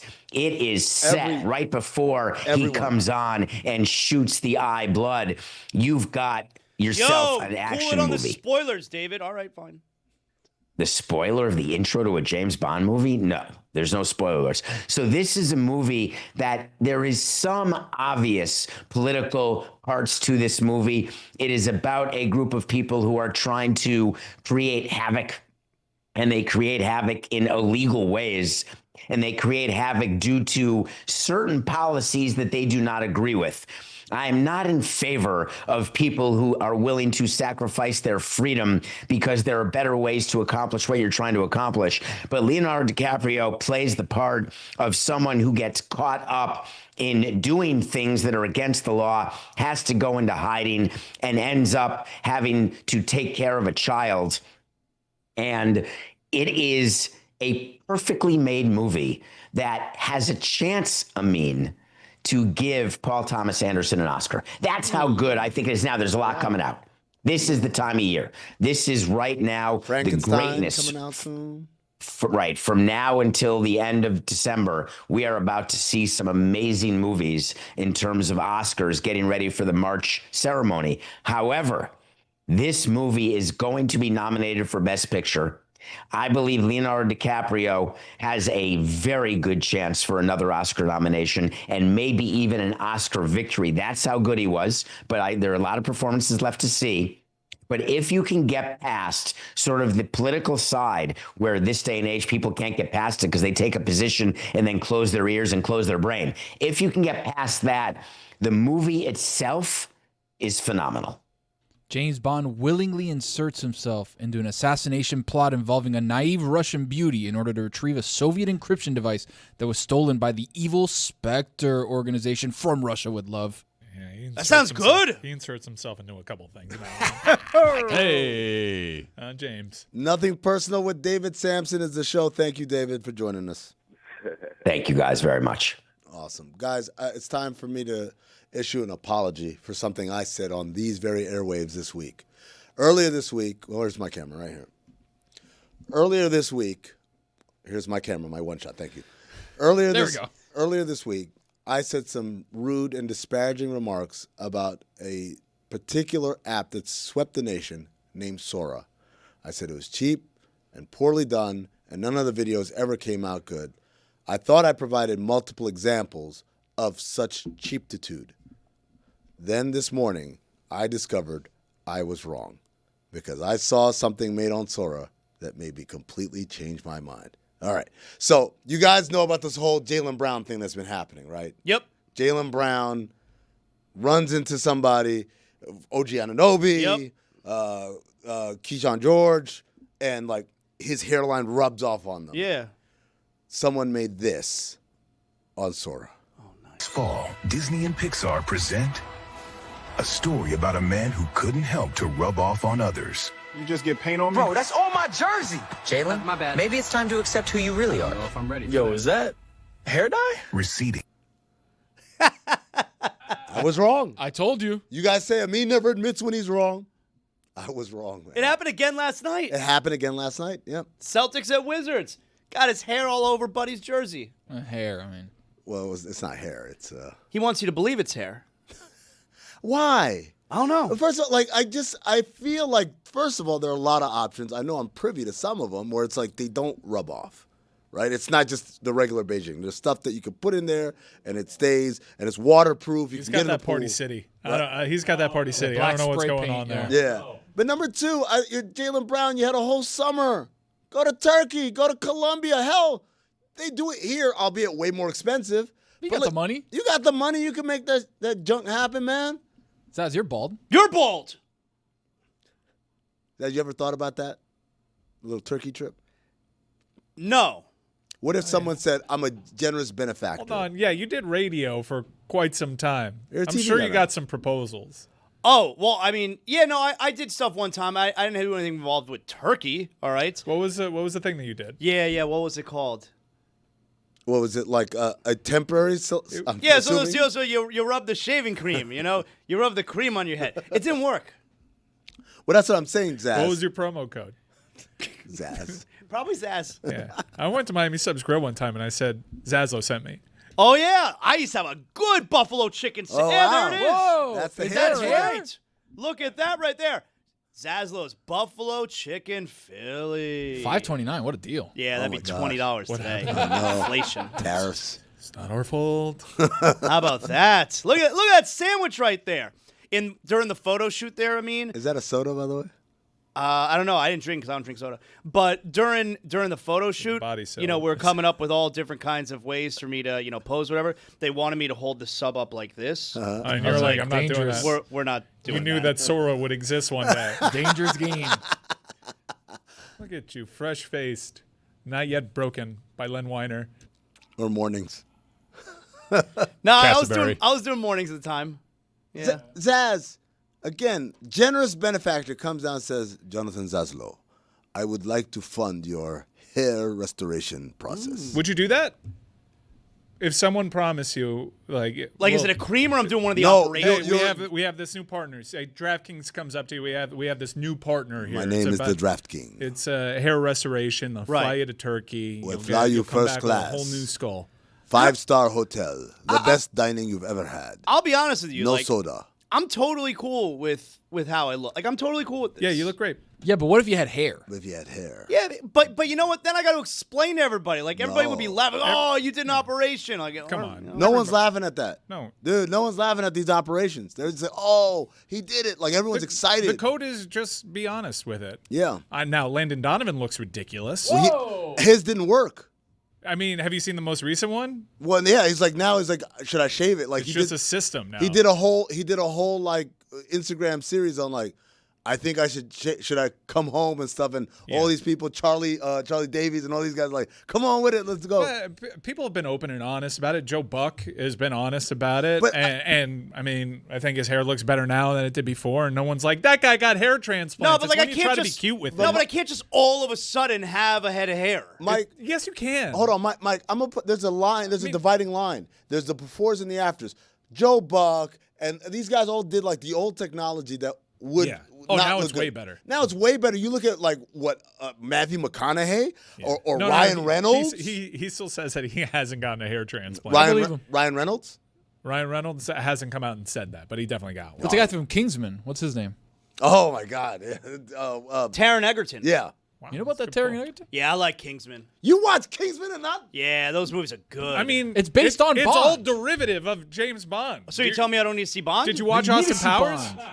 Did you watch Austin Powers? Yes. Did you get the jokes? Did you get the spoof? I'm realizing now that I probably didn't get all the jokes. Look at Landon Donovan. As long man. as you're honest, with the rare exception of Landon Donovan, as long as you're open and honest and No, he- upfront with the people on social media, I'm not trying to pull one over on you. He's honest. I'm not Or trying to you get just- one. Yeah, but that one just looks especially ridiculous because we've just known him for so long. I mean, he burst on the scene in 2002. I don't support this. I'm gonna say this right now. Well, what don't you support about So that? what he did is because Looks he like a tried different person. he tried implants. The implants didn't work. So he's doing the hair system, which is basically you see on the left he's got the fine bomb. They shave it down. They put glue on the top of his head, and then they take someone else's hair and they stick it on top, and then they style it. Isn't that just a piece? Yeah, but it's glued to the top of your head. Yeah, we call Oh, them it's systems. one of those It's called the deals. system, yeah. Yeah, Ah. but be upfront if you have a system, like you're not trying to get one over on folks. That's where you get made fun of. I definitely would not do that. That's where you're like Bill Self. That's where you're like, I don't know why I'm afraid to say Ravi does it, but Don't do it. Don't do it. Don't do it. There was one moment, there was a video where like he had to duck because a foul ball was coming at him. I'm like, this would have been the funniest way to find out. The hair was still up here, but he's down. So Jonathan Zaslow, you will not take up my generous offer. Do I have to go to Turkey? I will fly you first point. class. In That's why they say go to Turkey. And first class international is not like them chairs you do. Emirates? I'd like to fly Emirates. Yes, a little apartment in the sky. I've never flown Emirates before. I'd like to. Well, it's fly Emirates. I'd like to fly Emirates. I'd also like to fly Virgin, but Haven't done that in a while. Hell. You get perks there. Not with your algo. I got a good algo. You were playing GoldenEye, you liar. Yeah, man, come on. No, it wasn't. Get out of here. Yeah, man. you were. Have you I seen Mission told you. Impossible at least? I told you what I was doing. Yes, I've seen all the Mission Impossible. All of them. Yeah. I don't know. I told Pretty you, I like sus. the one where Henry Cavill does the thing with his arm. You didn't even know that was it's Fallout. called Fallout. So, as a lot of people know, I'm a big fan of Curb Your Enthusiasm. One of my favorite yeah. episodes of all time is one of my favorite seasons is when they're trying to do the Seinfeld finale, right? The way it should have been done. But my favorite episode that season is when Michael Richards is suffering from this disease and he's really worried and he doesn't want to do the show because he's worried about his health. And Larry David says, no, my boy Danny Duberstein had it and he's fine. And so Michael Richards says, oh, can you put me in touch with him? And Larry says, sure. And he goes to Jeff and he says, Jeff, give me Danny Duberstein's number. I got to give it to Michael Richards. And Jeff's like, Danny Duberstein's dead. When did he die? Like 2 years ago. Well, how did he die? He died of that disease that Kramer has. Like, it's a really serious disease. So Larry now realizes he can't tell Michael Richards Kramer this, so he gets Leon to dress up as Danny Duberstein to go tell him everything's going to be okay. And Michael Richards says, your name's Danny Duberstein? He's like, yeah. He's like, you're Jewish? You've been bar mitzvahs? He's like, 3 times. It's like, I thought it only happened once. Oh, no, sometimes you got to re-up the mitzvah. I bring all this up because Zazzle turned to me and says, I got some bar mitzvah gifts. I got a bar mitzvah story for you. You're not going to, well, maybe you will believe this. I don't know. I'll let you decide. I can't predict the future. So my mother sends me a message yesterday, all right? She texts me, and she tells me, Jonathan, can I come over this weekend? Maybe we could do dinner at the house.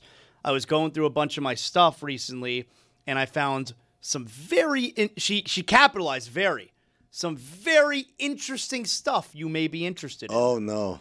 I don't want to hear that from my mom. Now, I don't know how she thinks that I'm going to wait until Sunday to find out this very interesting thing that she's found. So I said, of course, yeah, you can come over this weekend, but what did you find? All right. So when you're bar mitzvahed. 3 times. It's only once. I know, sometimes you got to re-up the mitzvah. And my bar mitzvah, you feeling like you haven't done the mitzvah recently? Yeah. You got to re-up it. My bar mitzvah was 31 years ago, okay? And Damn, you old as And you didn't play GoldenEye? I told you what I was doing. So when you get bar mitzvah, you get gifts. You get a lot of good gifts. But you always got that 1 or 2 or 3 family members who get you the shittiest gift possible. Sweater. Oh, it's the equivalent of a sweater. The shittiest gift possible you can get when you're bar mitzvah. Dreidel? And no, man, Dreidl's a terrible bar mitzvah guest for Hanukkah, playa. Just sit back and listen. Every Jewish young man knows exactly what the worst bar mitzvah gift is that you could possibly get. And the worst bar mitzvah gift that you could possibly get is a bond. It's James Bond? the worst. I was right there gift. for everybody. We were all tripping over one another. No. We were like the Oklahoma Sooners coming out before Ole Miss. James Bond. It's an Israeli bond. And you get the little note that they also planted a tree for your ass. All right. What about an Kawhi Israeli Leonard? bond? In Israel. Wait, In you ta- Israel, yeah. Not even a U.S. bond, an Israeli bond. An Israeli It's bond. basically the Kawhi same thing. Leonard. And they planted a tree for my ass, too. Now, I can't even tell you how much I don't care about either one of those things. A tree? I care about one of them very deeply. So you get the Israeli bond, you forget about it.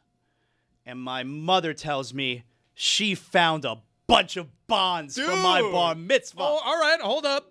How much? She found a bunch of bonds that were never cashed and have accrued money Murray?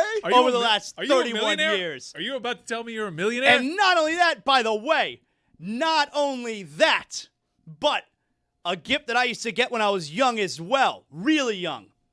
I used to have these Disney stocks. Oh, no. You're a millionaire. Shut the hell up. My mother found Disney stocks in my name from when I'm a little kid. Let's buy the Blazers. And Israeli bonds that I didn't give a shit about for my bar mitzvah, and I hate it as a gift. Well, neither of those have been realized. Neither of them have been cashed, and she's bringing them to my house this weekend. Let's buy the Seattle Sounders. Let's just do it. I don't have the exact number yet, but they're worth thousands of dollars. So how about that? Zaz, hold up. I got a guy. What are you disappointing? It's amazing. How many thousands? You didn't say tens of I thousands. don't know yet, but it's thousands of dollars. You didn't say tens of thousands. Time out. I have to explain something to the audio audience. We just had a graphic go over our screen. To use the word amateur does not begin to describe. Please run that graphic again to celebrate Zaz's newfound wealth. Yeah, look at that. Look at that. I'm like Richie Rich. I'm back anti-Sora. That's right. Anti-Sora, man. What is that? So I'm about to dive into it head first like Scrooge McDuck. So my mother is coming over with my bonds that I hated when I got for my bar mitzvah and a bunch of stocks from Disney, which I believe my parents got for me when I was a little kid. And neither of them have been cashed, and now they're mine. Are you saying they're current value thousands of dollars, or were they thousands of dollars back then? No, they're like the bonds. Like, here's $100 bond, you know? Right. Yeah, but That's compound 30 interest years over ago. 30 years. Right. That's monster. Right. I need someone to look this up for me. Israeli bond 31 years ago, which is what? 31 years ago. Yeah. 94. 94. What's it worth today? I'm on it. I need to find out. And you said you had multiples of these. Yeah. Multiples of How these. many? Just so roughly I don't know. I didn't ask. She's bringing it over. And then the Disney stock is from the 80s. Yeah, definitely. Dog. He might be able to buy Pixar. Yeah. Like, what are you talking about? That's right, player. From the 80s. That's right. Yeah. Found money. So you don't know exactly how much this is. I don't know yet. But I can tell you, I already know what Daddy's buying. All right. You want to take a stab at it, Mike? Las Vegas Aces. No, it's not. John Cena tickets. Bingo! That's right. This guy's a That's right. That's right. Now we're going to see. Now I don't care how much those tickets are. Yo, boy, we're going to see John Cena in D.C. next month. Saturday night's main event. Now the question is, what is my wife going to say when she realizes that's what I'm spending the money on? Blew all the money on. Because these tickets are very expensive. We're talking several $1,000s to sit near the ring. And obviously, that's what your boy does when he goes to the big wrestling matches. So what is my wife going to say? I don't know. We're going to find out. Does she know about the bonds and the I stocks? told her yesterday, yeah. Well, just you explain tell to her? her that it's John Cena's last match. Yeah, she'll probably understand. No, why did I tell her? Because what's going to happen when I buy the John Cena tickets and she sees how much it costs? I She's tell not her, going to see? Of course she's going to see. Why would she see how they cost? Because we have a bank account. No. What do you mean? No, Got we do that have- joint? We do have a bank account. You got to have another bank account. No, I'm That's not the shenanigans I'm account. not one of these crazy couples that have separate You checking got to accounts. have a shenanigans account. Shenanigans LLC. Come on, man. No. We have a mutual checking account. Shenanigans Incorporated. Okay, well, I don't have LLC. one. Excellent. Come on, man. So your boy's going to see John Cena because the lamest bar mitzvah gifts ever. That's 'cause- right. Hold on. Your boy has to ask permission to see John Cena. All of this is wrong. Yeah? Yeah. Which part? The fact that you might be sitting on substantial money and you're Hell like, I yeah. get to see John Cena. Once I run it by my wife. No. There's no running it by That's my exactly wife. how that That's- went. It's that's how exactly my how it wife went. is That's how you going to presented that. react. Boys, I got some bad news. Uh-oh. Oh, no. The Zaslow mansion may take a little bit of a hit here. No. The value of an Israeli bond from 1994 depends entirely on its face value specific to what type it is. Was it a Jubilee? Was it a Mazel Tov? Or was it a Maccabee? I don't know. Okay, and its interest rate and maturity date, Israeli bonds from 1994 would have matured some time ago. Most Israeli bonds have a maturity of up to 10 or 15 years. though some bond types are shorter or longer and generally do not accrue interest after maturity. Okay, well, but when it matured, how much am I talking about here? I think it said from $100 it might be 164. No way. No way. Check out the Disney stock. No way. My mother told me it's thousands of dollars. She may have been wrong. How much Disney stock? Do we know? Is your mom I wrong? don't know. Do you know? Remember what year? You said you were a little kid. How 80s. It's got to be late 85. Let's say 87. 87. Sure. I'll do Running Man year. Oh, man. I thought these were the worst gifts, man. They are the worst gifts. They're the apparently. worst gifts. No, they are the worst gifts. Killian, I'll be back. Only in a rerun. Oh, ass off to Richard Dawson, man. All right. Yo, don't try and rain on my parade here, Tony. I'm just telling trying to help you, buddy. My mother knows. She told me it's worth thousands of dollars. I don't know if she knows. She knows. While Tony does the research on the Disney stock from the late 80s, I want to talk about how Mad Dog reacted to some of the Dodgers kind of shenanigans, to use that word again. We have that clip? When you're a national broadcaster and you're the voice of the sport on a big stage, when you did 1 million playoff games, and then they, in one of the crippling losses that a franchise is going to have in the history of the sport, that's as bad a loss as you're ever going to have. And I got Joe, basically the body's not even cold yet. And I got Joe at Dodger Stadium doing the freaking Dodger parade. Oh, my God. That's bad. I'm sorry. I don't care what you say. You can say I'm screaming and yelling about nothing. That would piss me off if I'm a Blue Jay fan. I got Joe Davis shaking everybody's hand. Give me a shaking freaking Ohtani's hand, and he's freaking he's getting rings. Bailed on He's the Yamamoto. announcer for the World Series. You think Kirk Gowdy was getting any of this nonsense? Kirk Gowdy. You think Garagiola was doing a parade in '82 with the Cardinals? I was wondering what he was doing. Oh, my God. And he's got the trophy right there. God, if you're a Blue Jay fan, you're vomiting right now. That is bad. I don't care what you say. That is, you could say I'm being hard. That's ridiculous, Chris. What's the big deal? He does the games. Nonsense. He's the voice of the World Series. He's supposed to be right down the middle. Obviously, he's rooting his ass off for the Dodgers in the World Series. And everybody who I spoke to hated the idea. They sensed he was rooting for the Dodgers throughout the World Series. And his call at the end was ridiculous. You got to be a champion and knock whatever he said about knocking a defending champion out. And then he's waxing poetic about Kershaw at the end of the game that nobody in America cared about. Oh, my God. That's bad. And that's wrong. And that's not the way you do it. I don't care. Call me anything you want. Call me an old man on a hill screaming, get off my lawn, say anything you want. That's bogus. The Dodgers should have done him a favor. Joe, you know what? You're the voice of the team. We just won a classic. Why don't you lay low here? We'll get somebody else to do this. It's like Why he's don't on you the lay lamb. low? We'll get David Vassay does the pre and post. Why don't you lay low? This is not the time for you. You're the voice of baseball in postseason play.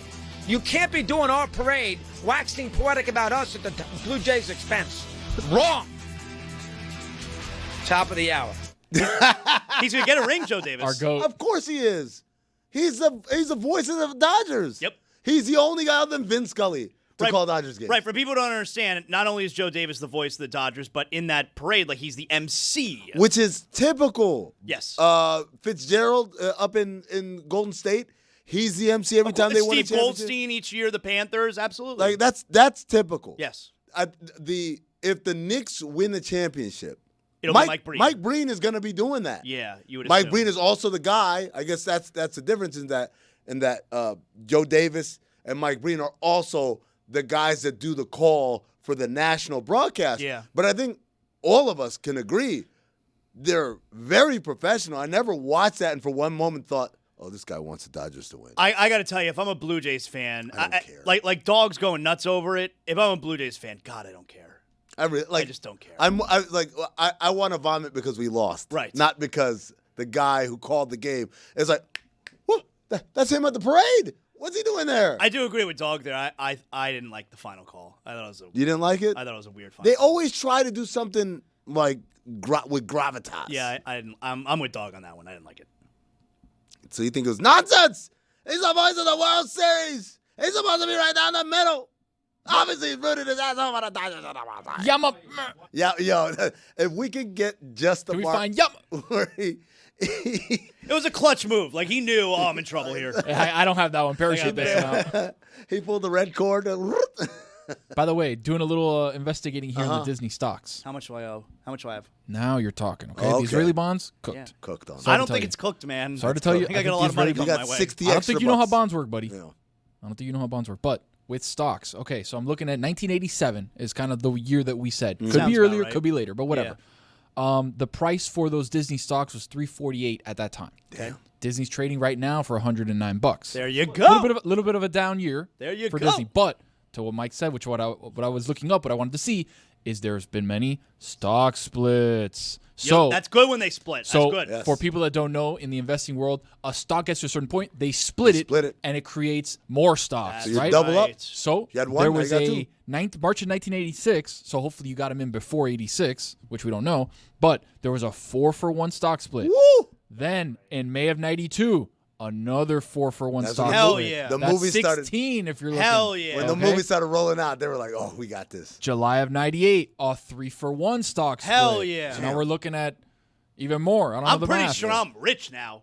The most recent split, It goes like June 07, Give me my money graphic. 1-for-1 split. So you're looking at 4, 4, 3, and another split. I'm looking at being rich is what we're looking at. So you're looking at potentially. We don't know the number of stocks you have. Yeah. We'll find that out when your mom shows up. Probably enough to retire. Better hope. 342 to 109, Split but with all the splits involved, 11 yeah. ways or more. All right, if I'm not here Monday, you know why. Give me a freak. Yo, mama, shaking freaking. Yo, mama. I found out why it's called begonia. What's it called? Begonia refers to a classical myth about a ritualistic method to spontaneously generate bees from a sacrificed bull's carcass. Now, part of the backdrop of this film is the two kidnappers blame this tech CEO for a bee colony collapse. Yo, mama. Hey, you guys want to play a game? Let's play a game. What do you got? I got Real or Fake podcast. Oh, I love this game. That's what I'm talking Listen about. up. Time to think fast.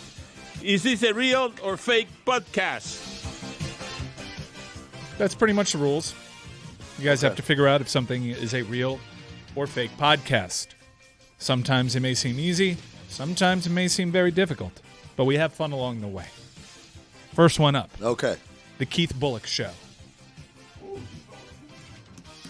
That's Is just that- what it's called? Does Is that Keith a Bullock? real or fake podcast? So the question here is, does Keith Bullock have a podcast? Right. Yeah, so I'm going to go real then. Well, don't look it up. What are I'm you not doing? looking anything up. You're just, No, I'm not. He just- Yeah, text you. message. Not looking anything up. How dare you? I'm gonna go fake. It's too straightforward. I don't think he has a podcast. The Keith Bullock Show is fake. Yeah. Oh. Just too straightforward. Although I like it. I like it as a change up there, Mike. Free Range with Von Miller. Oh, that's real. I'm going fake. That's real. Vaughn. What does free range mean? Like cowboy, man. He always be wearing cowboy hats and He's stuff. not cowboy. He's cowboy. I'm going fake. He's cowboy. Loves Farms. Got chickens. Yep. Free range. I'm going real. It is a brand new real I podcast. told you, Hey. I'm 2 for 2. Megapod with Calvin Johnson. Does Calvin. I Instead feel of like if Calvin Megatron. Johnson had a podcast, we would have heard about it, and also wouldn't have called it Megapod. Why? His nickname is Megatron. I know, but Megapod. It almost makes too much sense. Just admit you didn't know that was his nickname. Yeah, I didn't know the Georgia Tech grad is named Megatron. I'm going real. I'm gonna go fake. Fake. Oh. 3 for 3, baby. Next one. Pugilist Specialist with Lennox Lewis. Wordy, way too erudite. That sounds like Lennox Lewis to me. Who, by the way, do you guys know this? He grew up with Russell Peters, the stand-up comedian. Like they're friends. Like his mom knows him and everything. Perhaps it's something they cover in Pugilist Specialist. I'm gonna with go. Lennox I'm gonna go Lewis. real. Zaz? He's thinking. Yeah. You know what pugilist means? Yeah, no. Do I look like someone who doesn't know what pugilist You means? look like a little confused, All buddy. right, stop talking. I'm going real. Tony, you want to venture a guess? It's fake. It is indeed fake. Oh, I'm 3 for 4. And finally, Clipboard Jesus with Charlie Whitehurst. That's got to be fake. No one's calling themselves Jesus. His nickname when he played was Clipboard Jesus I'm gonna because say he you know looked that? like Real. Jesus. I actually you know didn't that? know that. You didn't know Someone didn't know a nickname, huh? that. Yeah. I'm going real. It is fake. Ah, shit. 3 for And it's 5. a tough game. 3 for 5. Hey, that's still a success. That's This pretty game good. can be really hard sometimes. I did it, man. I lived it. You know what I love? I watch Pluto TV, and they always have ads. Should I be advertising on Pluto TV? Because I don't know if you know this, Zaz. Pluto TV is the future. Why? What's so good about We're it? going I always back see to the app. We're going back to channel surfing, pal. Oh, man. Oh, really? Yeah. I always see the app, but I never click on it. You got YouTube, you got Disney fighting. I'm sick of all of it. I pay hundreds and hundreds of dollars, probably equal to the Israeli bonds that you have in streaming services. Man, you pay a lot then. And still, I sit down and I'm like, I don't want to watch any of this stuff. I miss, as a child that grew up in the 90s, I miss channel surfing. You just grab a remote and go up, up, up, and then you see something on your screen that's already in progress. And I'm like, you have my attention. I'm a Pluto TV guy now. Pluto TV. Let me tell you where Pluto TV is most clutch. The most clutch. Do you have to pay a subscription for it? It's free. It's free. Gratis. Yeah, Mad it's free. ads. And And you what get, channels does it get? you get ads. Not any more ads than regular television. Yeah, regular television What kind of ads. channels you get? You get Dude, the channels are outstanding. If you like movies, we got that. There's just a 90s movie channel that Forrest Gump was So playing why on. don't I have Pluto app? You just get it. I don't understand why you it's don't have free. the Pluto app. So this is the There's new thing. sports. Mike, you travel a lot. I do, You see dude. more and more of these hotels. I know exactly where it's the most clutch. Where? Airbnbs. / hotels. I don't You, do you get Airbnbs. into the hotel room, and I'm like, okay, you got local news. All right, oh, MSNBC, NBC, Fox, and all that stuff. Okay, well, hello, you got a Pluto TV. I get in there, and all of a sudden, you know what I'm doing? I'm tuning into that Bar Rescue channel. Yes. I'm watching back to back. They have a to channel back that to- just shows Bar just Rescue Bar episodes? Rescue Just episodes. Bar Rescue. They have at channels random. that just show you like I Love Lucy. I love you might Lucy. be No. Jonathan Zaslow may say to himself, "Man, I love Lucy." I don't. Well, there's an entire channel dedicated to I Love Lucy. Did you like MTV, but in the 90s? Yeah. We got a channel for you. Zaz, how about the A-Team? Would you like to just watch the A-Team man. episodes back to back to back? I like the They have an A-Team. A-Team channel. Hey, do you want to watch black movies from the 90s Yes. specifically? And they'll hit you over the head right on the nose. That's what it's called. Black movies from the 80s. Wow. The Golden Child, So what does followed it by show? Beverly Hills Cop. Like, Yeah, on Ooh, I Pluto love app Beverly at any Hills given Cop. time. Booty Call is on, Forrest Gump is on, Predator is on, all of them. and Bob Ross just painting away. You want to watch Bob Ross 24/7. nonstop? Not really. Are you high off your ass? Want to melt in your couch? Bob Ross channel. Did I mention that they have a Bar Rescue channel? And if you love Bar Rescue, there's a new podcast called Here's the Science, a Bar Rescue podcast. It's me, it's Zach Harper, it's Chelsea Reynolds, it's Colin Castard. Get it wherever you get podcasts. Support it, especially if you work in the industry. Especially, we're having guests. If you work in the industry, especially if you worked at a bar that was rescued, a bar rescued bar, you're going to come on our show. We're going to ask you about the experience. That's a great title for the pod. Here's the science. I love how he would just. Was your "Here's bar the science." rescued by Bar Rescue? You just give people. Did you ream of know- paper. Here's the science. Mike, did you know that if you get a customer to order food, they're more likely to stay up to 50 minutes longer? Do you know that, Yeah. That's the kind of science you learn on Here's the Science. But back to Pluto TV. dude? I saw. It is the future. I saw a bartender scoop ice with the glass. Oh, no. And I screamed, "Shut it down!" Yeah. You can't gotta- be doing that. You Why got to can't burn you do that? Because you can break the glass. You're going to kill somebody. You can kill somebody. Yo, mama. Ice looks like glass. You got to burn it. You don't know this? No, I don't know about Pluto. That's why we're talking about it. We're talking about It bars. used to be a planet. Telling you, Still Pluto is. TV. Draw planet. We're all gonna go back. We're going back, Jack. If you watch, like, I love what WPLG did, which is like, we don't need ABC. We'll just be live and local. We're just gonna concentrate on local. They even have some Heat games. Like we're just, if you live in Miami, we're for you. More of a- WPLG. That's how I learned. That's how I learned about the fire. as everything is artificial and algorithm, Oh. people are going to be gravitating to something that is grittier, more real, more sense of community. And also, they're going to realize, man, it was better in the 90s. Oh, my I God. miss channel surfing. and Pluto TV does that. Zaz, you know what I love? So, for instance, that Bar Rescue Channel. One would think, I was like, oh, okay, so they start with season 1, episode 1, and then 2. And no. It's all random. It's all random from all eras of the Bar Rescue Show. It reintroduces that feeling of mystery. I don't know what's coming next. That's the thing that kids are missing. They don't know about that. How you used to be turn on the TV like, oh, this is my favorite episode of The Fresh Prince of Bel-Air. Mm-hmm. And then you just sit down, and then the next episode is like, wait, Aunt Viv is back to the old Aunt Viv. Oh, yeah, because that's how it is, man. I was watching the Bob Ross channel last night, and I saw a rerun. It was one that I saw when I was in an Airbnb in D.C. for MLS All-Star. I'm like, I've seen this one. This one's great. I watched the whole thing twice. Mike, if I may, I've got Pluto TV in front of me right now. I'd like to shout out some of the channels and what they're playing.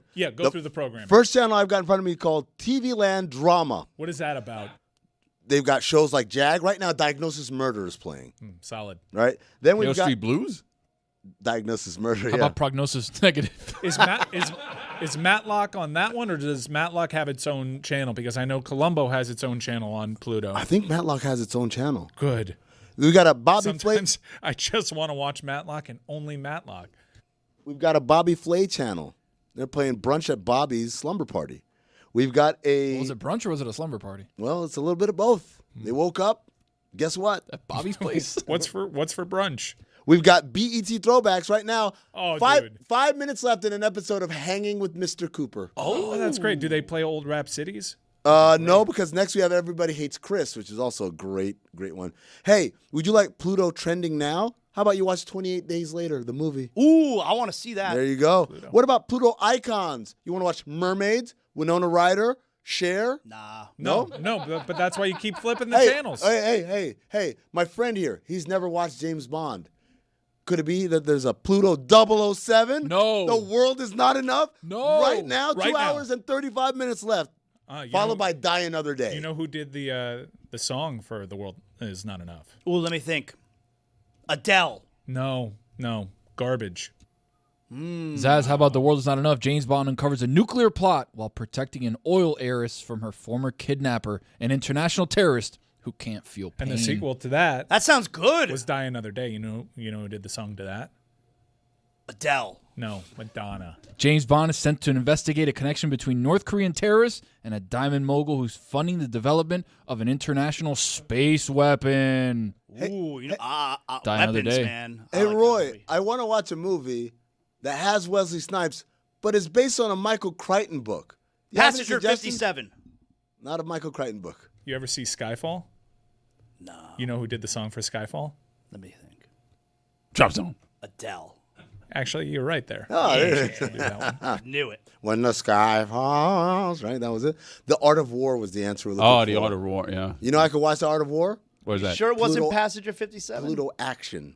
Followed by The Art of War 2, Betrayal, and The Art of War 3, I don't even know what that... Sequels to this movie? Yeah. How about Pluto Reaction? We got Species, The Awakening. Ooh. How about Pluto Fantastic, Divergent, the Divergent series? How about Pluto Comedy, the 4:30 movie, followed by Bull Durham? How about Pluto Drama, Coach Carter, followed by Amistad? How about Pluto Romance, Clueless, followed by Sleepover? How about BT Cinema on Pluto, Jackie Brown? Dave Damashek. Great movie. Dude, they have a ton of movies that you would watch if you were just flipping through the channels, but when you sit down on your couch, you have decision fatigue. You're like David Blatt, you're a fighter pilot. I got so many options, I just can't make a single one. Please, Pluto, make my decision for me. Clueless, that sounds lovely. I can half pay attention to that. Thank you. Hey, Mike, you want to watch Jackie Brown? When that's over, you can watch Flight. God help me. God help me. I'm drunk right now. That plane was upside down. You saw my boy Denzel work? Should have given him a medal landing that plane upside down. Tony, this one's for you. Right now on Pluto Thrillers, The Running Man. Oh. Followed by Basic Instinct, by the way. Wow. Oh, yeah, baby. Mike, you like horror movies? How about Succubus? That's on right now, Pluto Horror. On Pluto Terror, we've got Scream 3. On Pluto 2000's replay, we have Joe Dirt. On Pluto, This is the greatest thing. 90s throwback, Saving Private Ryan. Pluto 80s Rewind, Platoon. Pluto 70s Cinema Rancho Deluxe. Movie Channel Pluto. I don't know why that's a different I honestly want to strip away all my other apps here and you talk. right now. Like there's no reason. If you why told me, am I HBO Maxing? Well, because I'm on there. Destitute. That's why I'm HBO Maxing. Let me tell you something. If they told me you're destitute, all you can afford is your internet bill, and that's it. Can't afford Netflix, That's not HBO so bad. Max. All that. Look, I'd miss them. But you know what will keep me warm at night? Pluto TV. It's just great for when you don't know what to watch. By the way, they also have an on-demand section. Now, I'm going to miss my sports. I like my Premier League soccer. That's why I keep it on the cock. But love the cock. Yes. But movies, flipping through, sometimes you don't know what you want to watch, and you need them to speak to you. Can I say something? Let me speak directly to our friends at NBC and Peacock. Go look right at your camera. They do have fast channels. They do have some of those. They do have fast channels, and I do appreciate them. You like that Stone Phillips? They got you. This is what I need from them, though. Look right into your camera. I need Insights to Excellence, a fast channel for that. I was looking for it this week. Didn't get an episode. Oh, they're making you yearn for it. Getting antsy. Isn't it a little crazy that he used one of these episodes to lament load management? He didn't lament. Why is that crazy? He didn't lament. Well, because he did this all in one shooting. He didn't lament it, Michael. He didn't lament it. Lamento ball. I mean, I'd like to see fresh ones. I'd like for him to talk about Thiago This is Splitter. fresh. Have you seen it before? No. It's fresh then. But I like for him to react to Thiago Splitter and this incredible turnaround of the don't. Portland Trail I Blazers. wanted to hear about Tar Eason. Yeah, it's like, tell me more about Cason Wallace. AJ Mitchell's getting more minutes. Tell me more, Michael. Definitely real names that I've heard before. Oh man, I just want right here. Give me a belt. You got a belt? You ain't got no belt. Man. You wear belts? No. Me neither. Trying to be comfortable, dog. I don't wear belts ever. Yeah, me neither. Never worn a belt. Y'all ain't up on that Insights to Excellence? I like it. Yeah, I like it too. I like it. I don't like the tone. I like it. Why? It's great. I want more of it. I want more of it. That's why I said I like it. I'm just like I like them. I was disappointed, Peacock, this week. Like, where was it? That's why I only said I like it, because I was looking for it this week and I couldn't find it. Let me tell you right now. You give me some Instead, insights. I got Atlanta and Orlando. Good game. Yeah, but no Insights to Excellence in the middle. Yeah, good game, though. All right, here we go. Right here. Wow. I need Insights into Excellence right there. That's what I needed, right there. Wow, make me uncomfortable. Is it? That's how you get the veins popping, man. You ever play Train Spotting? You know about the Train Spotting? Yeah, I know about train spotting, but I never played train spotting. How you spot the train then? You ever freebase? Buddy. Richard Pryor did. Oh, I too soon. invented freebasing. Too soon. Too soon? No, you didn't. Too soon. Too soon. Come on. Respect the legend. You got singed eyebrows, man. Oh, Mountain Dew bottle. Look, here's the deal, man. Some people like to play it fast and loose. Get some of that Bolivian. Yeah. Marching. You don't have to deal with any of the nose stuff. Too uncomfortable. Start to sneezing. Now everyone's mad. You just need a hit. Just one. Just one. Just you don't a have taste. to deal with the nose running at all. This is stuff that people that I know have done this have told me. Nose. Look, man. Y'all here? It's like you're a bird. You see this? You see this around the Elser? All these turkey vultures? Gliding. You know what they're doing? They're freebasing. That's what it's like? That's what it's like, baby. You'll be chasing that first high for the rest of your life. Oh, my gosh. Or so they say. Wow. It sounds great. Right around the corner. But it will destroy your lives. That's what Insights to Excellence feels like to me. Just Destroy your life. intervene. Like, I'm going to abandon all of my responsibilities. That's why, Tony. That's why they give it to us in microdoses. Because if they gave you the whole shebang, Too much. we'd all be like, it'd be like Pulp Fiction. Someone needs to stab us in the heart with an adrenaline needle. Wake us up. OT adrenaline shot. Yeah, man. Could you do that? Do you think you could do that to someone? Like, can I be the person who? Would you ever like? Can you be Vincent look Vega? around? You look around like, okay, I guess I'm the person that has to put this adrenaline needle in Uma Thurman's heart. I could do it. You think You you think could? you do it? Gotta do it hard enough to smash through the breastplate, though. Yeah. I could do it. Man. You could? Gotta stab her 3 seriously. times? Like no bit. No, you don't gotta stab her 3 times. No bit. Like, would you? Could you? Yeah. You know where the heart is, right? Yeah. Yeah, you know It's right of here. it. It's right here. Tony, can the Rockets keep this up all season long? It's a good point. I'm looking around saying, all right, 2 big, 3 big, 5 big lineup. Like, is at some point, like, Amen Thompson going to be the answer at point guard? Obviously, Fred VanVleet, we know he's out. Feels like they're not going to make a trade for a point guard. anywhere. So it's like, all right, we're going to let Amen play point. Yeah, why do they need one? Like, he's a really big point guard. Sure, but like he's still super raw and super green at playing the position, right? It's really like the same good, thing as man. Cooper Flag. Like, oh, we're playing him at point. He's got mean he's a 82 good games point guard. figured out.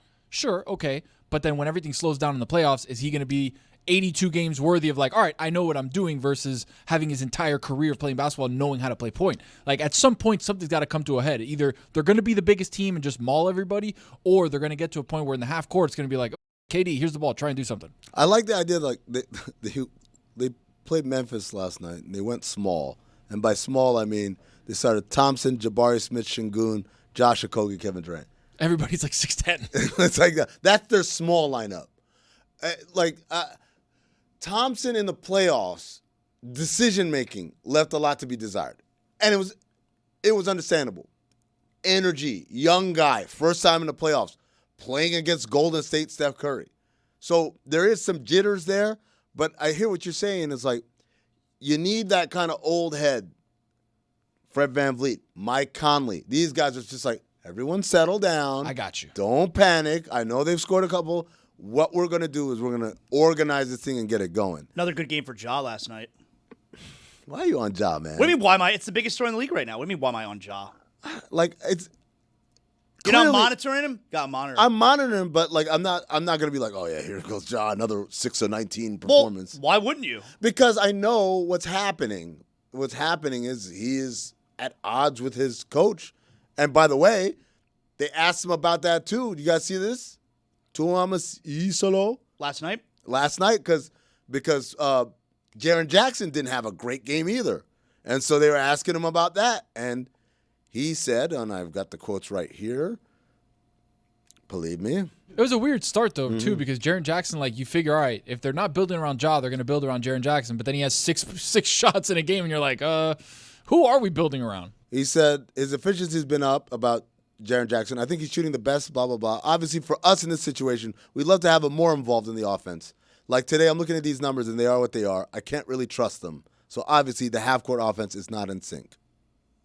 I don't know. And it looks it, by the way. How do you feel about the energy levels? Like I said, very inconsistent. It comes and it goes. We need to do a better job. You're in the NBA, like, you know what you need to do, unless you don't.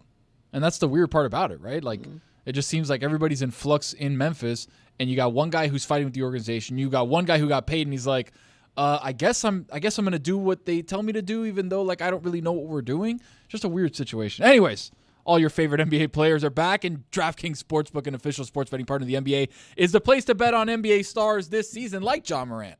New customers download the DraftKings Sportsbook app and use code DAN. That's code DAN to get $5 and get 3 months of NBA League Pass plus $300 in bonus bets if your bet wins. In partnership with DraftKings, the crown is yours. Yo, mama.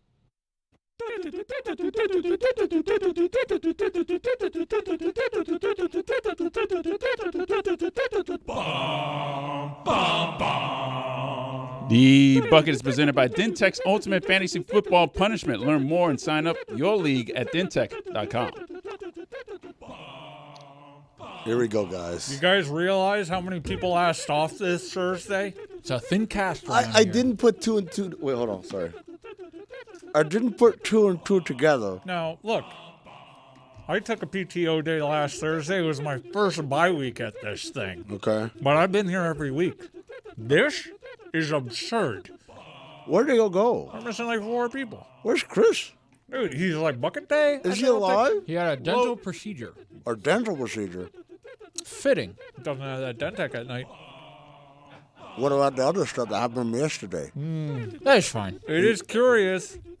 Didn't report in the chat. No, he didn't. It was a little backed up. I was out there for the fireworks. I had to leave the chat. No fireworks. Wow. Any hoodles. Hey, hoodles. Well, let's go into the bucket. The Dentec bucket. Yeah. Indianapolis Colts. They are a 6.5-point favorite against the Atlanta Falcons. I'm not going to do much better than that. Oh, wait. That's an away. That's an overseas game. I don't like overseas. 9:30 start. Why don't you like overseas? You xenophobic? America first, Paul. I like that, actually. I'll keep it, Bill. Indianapolis is America's team right now. Everybody's rooting for them. Everybody wants them to win. Let's see. I'll do a nice little rummage. Okay. That one right there. The Minnesota Vikings. J.J. McCarthy looked good. You got the red hot Baltimore Ravens. Yeah, no, I don't coming like to town, 4.5-point dogs at home. A little surprising. I actually Vegas is expecting the Ravens to go on this run. I actually like the. I'm gonna put it back, by the way. But I like the Vikings as a home dog. Yeah, I that's just a don't live think they can dog. win. That's Yeah. a live dog. 4.5 at home is Live dog. Yeah, I just don't think. What is it? Live dog. Dog. Oh, I've got the fine bucket plus death. So you lost right away. This is my first loss of the season. Hold on. Is there any money in the fine bucket? Nope. I can't remember anyone getting fined. money. I was the last one to pull that one. And Okay. Took my, I don't know if What was anybody in got it? fined. Was there anything in there? Yeah, there's a good bit of money. Yeah. Just a loss at the bucket. That's Wait, all you get. what the hell? Yeah, that kind of sucks, man. Say Laura Browse. I had the San Francisco 49ers. They are playing the Rams, are 4.5-point dog. at Home dog. So that's not happening. That's a live dog. I don't think that's It's that a bad. live dog. Yeah. What is it? A live dog. I got the Rams. Oh, Oh, There you go. Completely flipped. Remember the live dog though. you're going up against a live dog. Is there really Bow no wow. money? Say it the way that Paul Rudd says it. Live. A live dog. when was the last time you heard anyone get fined on this show? I thought Dan said that he put like $500 in there. When? Like one time that Jess won and she was complaining You're there wasn't just any making money. this up. You're And then just making Dan it was up. like, "Yeah, I'll put $500." You're just making it up, pal. Dan, give me $500. I got the Jaguars. They're Ooh. at Houston. They got Jacoby I'm going to Myers. keep it. Yeah. Wow. Davis Mills on the other side. No Jags- CJ Stroud. Jags road phase. 1.5-point spread. Also kind of hate that. Hey, Reaper, you smell really good. Like someone finally laundered your cowl. What is that called? Cowl. Cowl. Like Simon? Colin cowl. No, come on. That's Cowell. Even though you don't pronounce the some cow. Oh, thank you for your service. Oh, so you got a service Army, academy. Navy, Air Force. Nice. All right, so Army is a 7-point favorite against Temple. Mm-hmm. Navy is a 26.5-point dog against Notre Dame. Do that. And Air Force is a 5.5-point dog against San Jose You should take State. Navy. San Jose State's got a good little receiver. Navy only has one loss. You should take Navy. Oh, man. If I took them and they won, that would be so awesome. You can also get Coast Guard. Who are they playing? I'm don't throwing know. this back. Citadel. Wait, does it have to be They're football? playing the Citadel? Hold on. Football. Does it have to be football? Can I get No, I don't I think can't get a basketball? You really want to trust them? Yeah, when we walk through our door. I went to school with a guy that played at Navy, by the way, high school. He was pretty good. Yeah. I got the Eagles. The Eagles are playing. They're on a bye, I think. No, Monday night. Monday night. Monday Night Green Football. Bay. They're a 1.5-point dog at Green You're Bay. going to No. sweat that out. I also like that as a live dog. That's a live dog. We got a lot of live dogs this week. What is it? Say it like Paul Rudd. It's a live dog. dog. Not dog, baby. There's really no money? Thank you, Dad. No money. Maybe I'll let you hold $1. We'll see on Monday. I was going to say, let me get a couple of your stocks, buddy. We'll see. I love all those. I drool a lot, man. I don't know Yeah, I about you drooled a guys. lot on that one. Live dog is hard Every to say. time I spoke, It's a live dog. the camera caught one, I'm sure. Zaz, Yeah. what you think about LeBron's plan, man? Oh, you look. I'm all over this. When everybody sees what I've been saying, I just want to make sure y'all say props to Zaslow. Zaslow had it first. You see the Lakers. The Lakers last night won again. Yeah. They beat Wembanyama. That's right. The Lakers are 7-2 now. And ask me how many games LeBron James has played so far this season. Yo, Zaz, how many None. games- He hasn't played in any games. They're 7-2. LeBron's plan has completely backfired. You know LeBron. This is a silent protest. He does not have sciatica. It's total bull. He wants there to be this narrative. Oh, you don't want to sign me to a long-term deal? Oh, you think that the Yes. team is Luka's? Oh, you're not going to allow me to be a part of decisions? Hold on. Time to throw away all What do you journalistic credibility and get reckless. Here is something we like to call reckless speculation. You're good. Okay, so again, everything that I just said, and you know that LeBron wants to come back when the Lakers are struggling. Well, the Lakers are really good without LeBron. This is unprecedented in LeBron's career right now, where a team that LeBron is on without LeBron is really good. Cooking. This is exactly the opposite of what LeBron was going for. I don't know if he's ever even going to play for the Lakers again. He wanted them to fall apart, right? Absolutely. When's LeBron going to be back? Absolutely. And now they're winning games without Austin Reeves. There's one issue, 77. What about him? He's not going to let that happen. Well, That LeBron's not there. Okay, great. The issue is usually the team would tank, but now they have a generational player who's there to be like, that's not going to happen. And the Lakers front office, their MO to start to look past LeBron, to give the keys to Luka. Luka is the guy who they're consulting for decisions, is all proving to be the correct path. And you know LeBron. If you hook LeBron up to a lie detector right now and asked him, is he happy with the Lakers' 7-2 start? That little meter's going to be flying all over the place. Nope. He is definitely not happy. His plan has backfired. It is kind of like staggering because also Luka was hurt. Luka missed games, and they won through that. They've been winning. They're a good basketball team, man. Austin Reeves didn't even play last night. Austin Reeves didn't play last night. Groin injury. God, I hate a groin injury. But like Jake LaRavia, a.k.a. who's number 12, he played well last night. He's been lighting it up. He's been lighting it up. He's been shooting well. DeAndre Ayton played well. How about that? I was surprised to see that. Even Bronny had a basket. Well, okay. Every once in a If while. LeBron leaves, Bronny goes with him, right? I don't know. Like the obligation extinguishes immediately. I don't know. But they're going to cut him? He's not going to go anywhere. Why would he leave? Why would you keep him? But why would he leave? Where's his dad going? What, $3 million, $4 Where's his million? dad going? I don't know. You gotta aggregate. You think that he's got to make a call and be like, hey, I need to get traded to absolutely wherever the old man is. You think the Lakers are all like, yo, LeBron, when are you coming back? Please hurry up. No chance. No one's chance. No one's asked him. No one. No one's asked him. Plan's backfired. He probably walked on the facility talking about, feeling pretty good. He actually, they went to Shams yesterday during the pregame show, and it's like, all right, we got an update on LeBron. He's like, yeah, he's going to start doing 5-on-5 in the next week. Oh, he's going to ramp up? Even though it felt like late November when things were going to happen. Now he's already on 5-on-5. Got to ramp up. Marcus Smart, man, he's still alive. Hey, he's not a good player. Still happy when he takes a shot. Yep.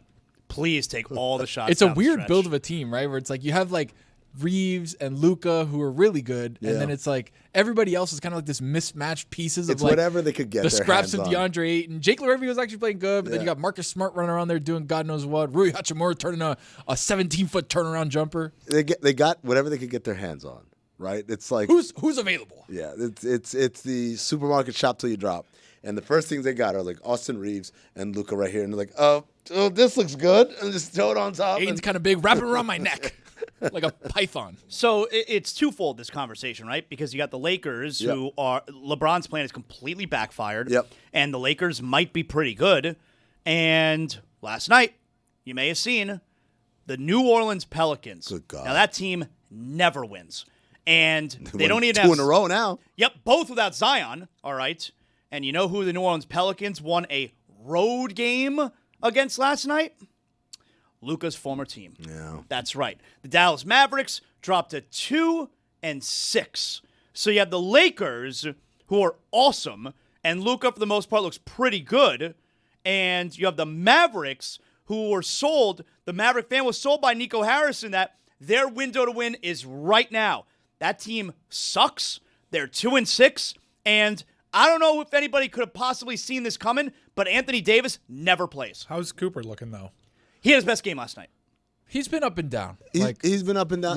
But again, it's one of those things where it's like he's being asked to play a position he's never played in his life. But that also wasn't what Nico Harrison sold the Mavericks fan. It's not about Cooper Flag growing and becoming a star, which he will, most likely. No, it's that their window to win is right now, and this trade helps them do that right now. The team sucks, and the guy they traded for is never available. Cooper Flag, by the way, last night he had this quote, which I loved. He says, "This is the most I've lost since, I think ever." Like, it took him a second to realize, oh, wait, I've never lost this many games in my life. And that's what happens when you've lived a charmed life. He was beating up on little white kids in Maine, and then he gets to Duke, and he's like beating up on college kids, and then you get to the NBA, and it's like 6 losses in your first 3 weeks of a season. That's more losses than he's probably had his entire basketball and he's career. not dominating like he would be in any of those levels. It's like, oh no, this is grown man basketball. Plus, I get guarded 94 feet, and I have to take the ball up and create. He's going to be fine. Oh, for sure. He's going to be This fine. is going to be good long term. Yes, in the long term, this is going to be good for him. They made a switch in their starting lineup last night. They benched Klay Thompson. They started D'Angelo Russell. That didn't seem Klay to Thompson's been woof. Hey, good for him though. I'm gonna be honest with you. That's why. I'm happy. I'm happy for him. That tired legs. Like last year, he wasn't. He was kind of woofish. This year's been. I mean, like, here's one thing. Like, it makes me sad that Klay Thompson isn't a Warrior. Not a lot of lift. But it's like they got out at just the right time and took the money that it would have been owed to him because you respect him, and now you take that money and they spent it on 8 billion different guys. Yeah. They're a much deeper team. They're a better team. Let me ask you, though, if he never sustained the back-to-back injuries, his game would age with grace, right? Yeah. This is all just a career undone by the widowmaker in that sport. The Achilles and the ACL, right? That back-to-back. To get hurt while being hurt sucks. Like, that's awful. But you know about that Cardi B? I don't This think was, do you? You Stephon Diggs? Yeah, he's got his You've got SOs mixed up. Your black female rappers mixed up. Why? Who's the one that he's with? Meg Thee Stallion. Yeah. Oh! You know about that Megan Thee Stallion? Megan Thee Stallion and Zazzle the you? Sucker. Yeah. That was a sucker move. That was a sucker move by me. That was a sucker move by you. Congratulations on your Suey nomination, though. I gotta say that was bad, dude. You have good teammates here. We'll lift you. Thanks. Over your clear and obvious racism. Thanks. I'm gonna say this, Zaz, because he won't be in tomorrow. Great week, but like perhaps your most sucker week ever.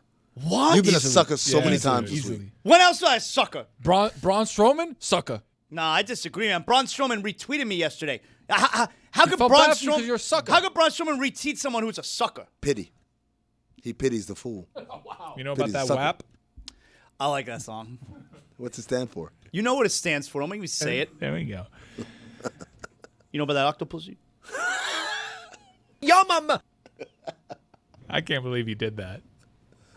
I can't believe it. The Cardi B. I mean, I can't. I can't believe you did that. That's tough. I can see where Zaz was going, though. Cardi B's been in the news because of Stephon Diggs and them having a kid together. Right. Yeah, you should get that hair system because I could see the bead of sweat that formed on your forehead.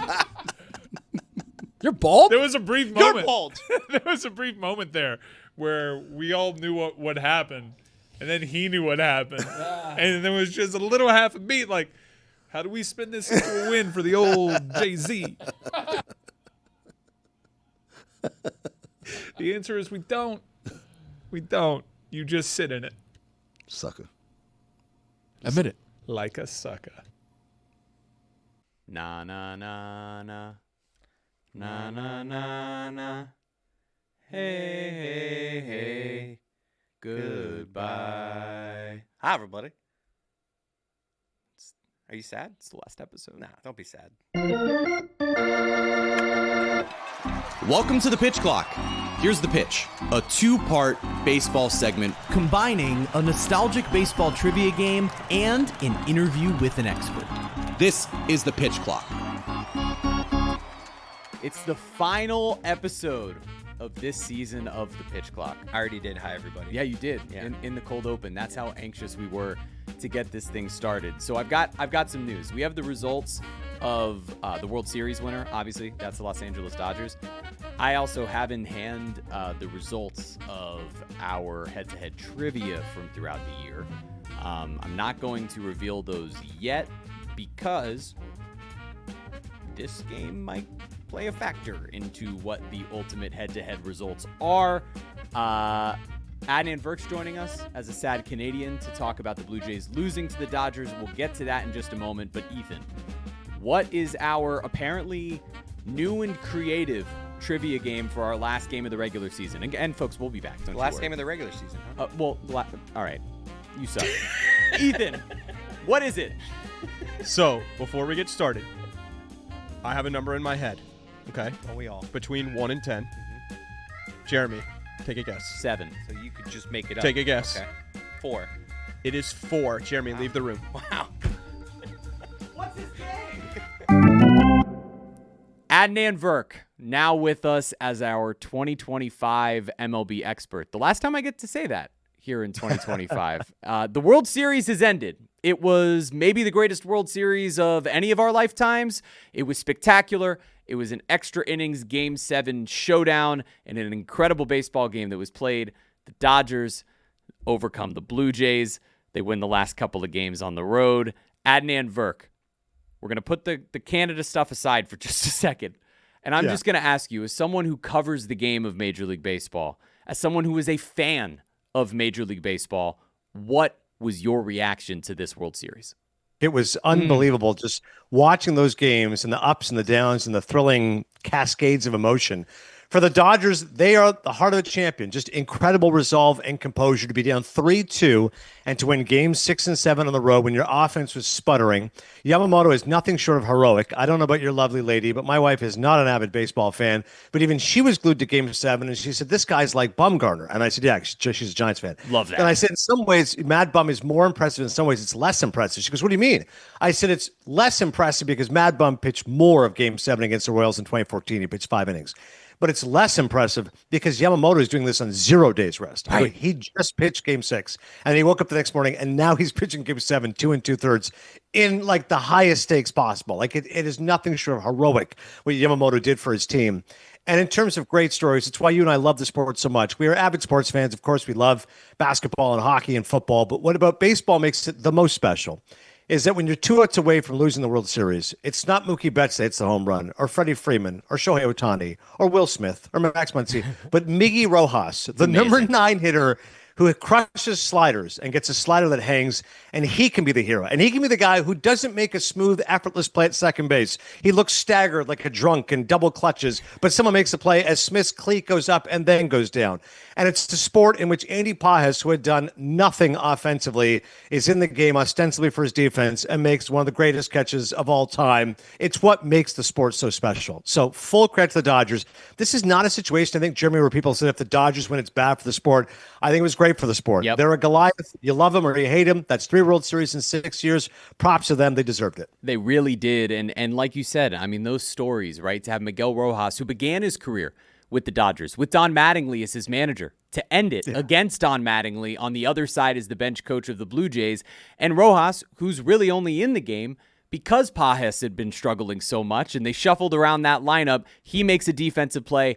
Pages makes a defensive play. Obviously, the Mazeroski moment for Rojas, it's so spectacular. And, I mean, obviously, the fans of this show know I couldn't get enough of it. It was a perfect World Series, and I'm so grateful for everyone who followed along this show this year that they got to have a postseason that looked like this one. But now I'm just going to ask you, right, as a Canadian, we talked about what it would mean if, on our episode last week, we talked about what it would mean if Canada was able to bring this World Series home.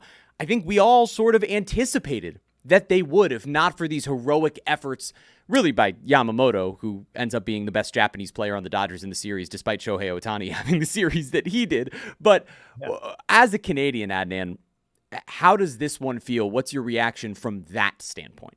It was awesome, man. I mean, the patriotism, the excitement, the numbers are robust, by the way. Insane. We've talked about it. Yeah, please brag on it. We had 7 million people watching Game 1 of the World Series for a country of 41 people. To extrapolate that to Americans, which are 330 million, that's like 65, 70 million people watching a baseball game. It's unbelievable. Game 7 in America was 31 million, an average of 27, but it hit 31 million. By comparison, and again, you and I are basketball fans. I'm not trying to besmirch another sport. No, but please. Game 7 of the NBA Finals, this was 53% higher. Baseball was 53% higher than the NBA's Game 7. So don't tell me basketball is great. Listen, Thunder Pacers, you couldn't even touch Dodgers Blue Jays. And the rating, you only could count for one of the teams because Nielsen doesn't count the Canadian households. That's right. So the numbers for the Blue Jays and Dodgers was actually the equivalent of Yankees-Dodgers last year. And as Fox said, the biggest thing is the number of games. Last year's series was only 5 games. This year went 7. 15.7 million people on average watch baseball. That's a huge win for the sport, and especially when an entire country of Canada was into it. First World Series in 32 years. The thought was Dodgers starting pitching would out-pitch the Blue Jays. The Blue Jays starting pitching had a better ERA. The Blue Jays out-hit them. They played great defense, and they still lost the World Series. It's absolutely crushing. The good news is Shane Bieber opted in. He could have got a $100 million contract. He opted in $16 million next year with Toronto. That's great. I think Bo Bichette's probably gone. Maybe they can re-sign him, but hell of a season. Try to focus on the positives. Springer dinger in Game 7 of the ALCS. You savage Game 5 World Series. Vladdy's entire postseason was incredible, but it still hurts. So, Cody, All right, what's up? what we're going to do is open we're this? going to see how much you learned this postseason. So inside that packet, it's going to be a Sporkle-like game, okay? You have every single packet in front of you. You can go to anything you want. I'm going to put a 5-minute clock on, okay? You just throw out names at me, okay? And I'm going to you get a point each time you get an answer. Oh, right. so this, okay, my bad. These are all of the games that we played during this postseason. Okay. Okay? So it's, feel you have better now. like the 2005 Dodgers, the 2005 Blue Jays, the 2001 Cleveland baseball team, the 2001 Seattle I get it Mariners, now.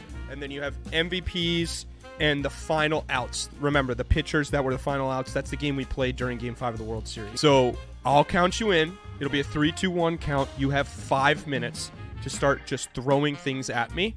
Ready? 3, 2, 1, go. Dodgers. All right, I forget what year this was, but we're cooking here. This is Hesop Troy at first base for the Dodgers. Correct. You want me to keep cooking? Yep. Jeff Kent at second base. Yep. Cesar Asturis. Yep. Shortstop. Jose Valentin? Correct. JD Drew. Yep. Right field. Milton Bradley. Yep. Feel free to move between things but as I'm you feel. just cooking. Ryan Ludwig, left field. No. Damn, that's what I guessed. I forget who that was. Ryan Langerhans? Nope. Nope. All right, I'm going to move on. Okay. All right, we're going to go Indians now. Okay. 2001 Indians. Jim Thome at first base. Yep. Omar Vizquel at short. Yep. Kenny Lofton in left. Correct. Nope. Not in left, in 7? center field. Not in center, sorry. Yep. I meant, yeah, okay. You're good.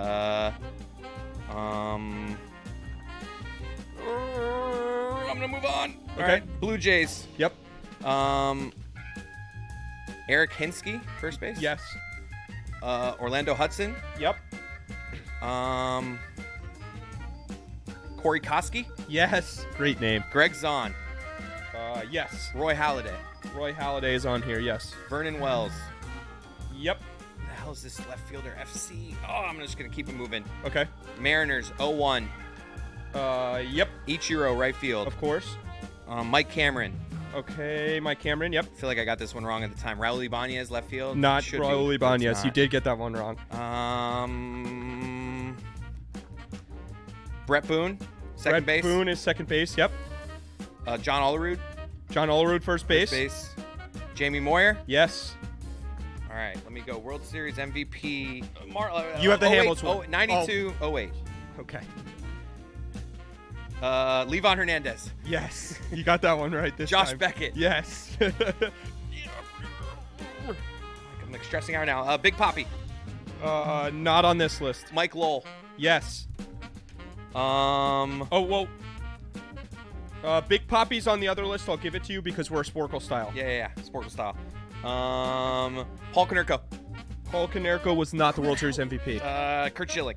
Yes, he was one of two for the Diamondbacks. I'll give you both points if you get them right. Madison Bumgarner. Yes, in 2014, correct. Oh, and you said Madison Bumgarner, and I'll give you 2 points because he got the last out of the 2014 World Series as well. All right, let me actually. All right, Josh Beckett. Yep.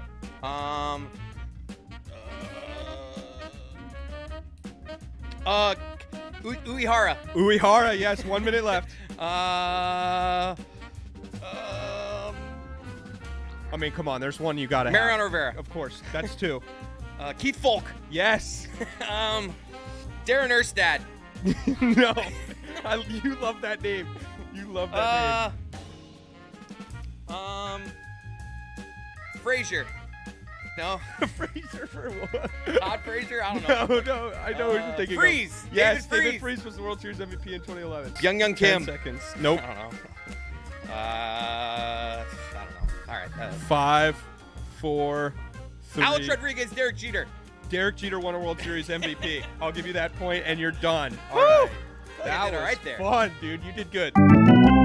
All right, let's get to these next couple of questions with some pace here as we're wrapping up the pitch clock, because they're pretty simple. I want the first one, your takeaways from 2025 Major League Baseball season overall.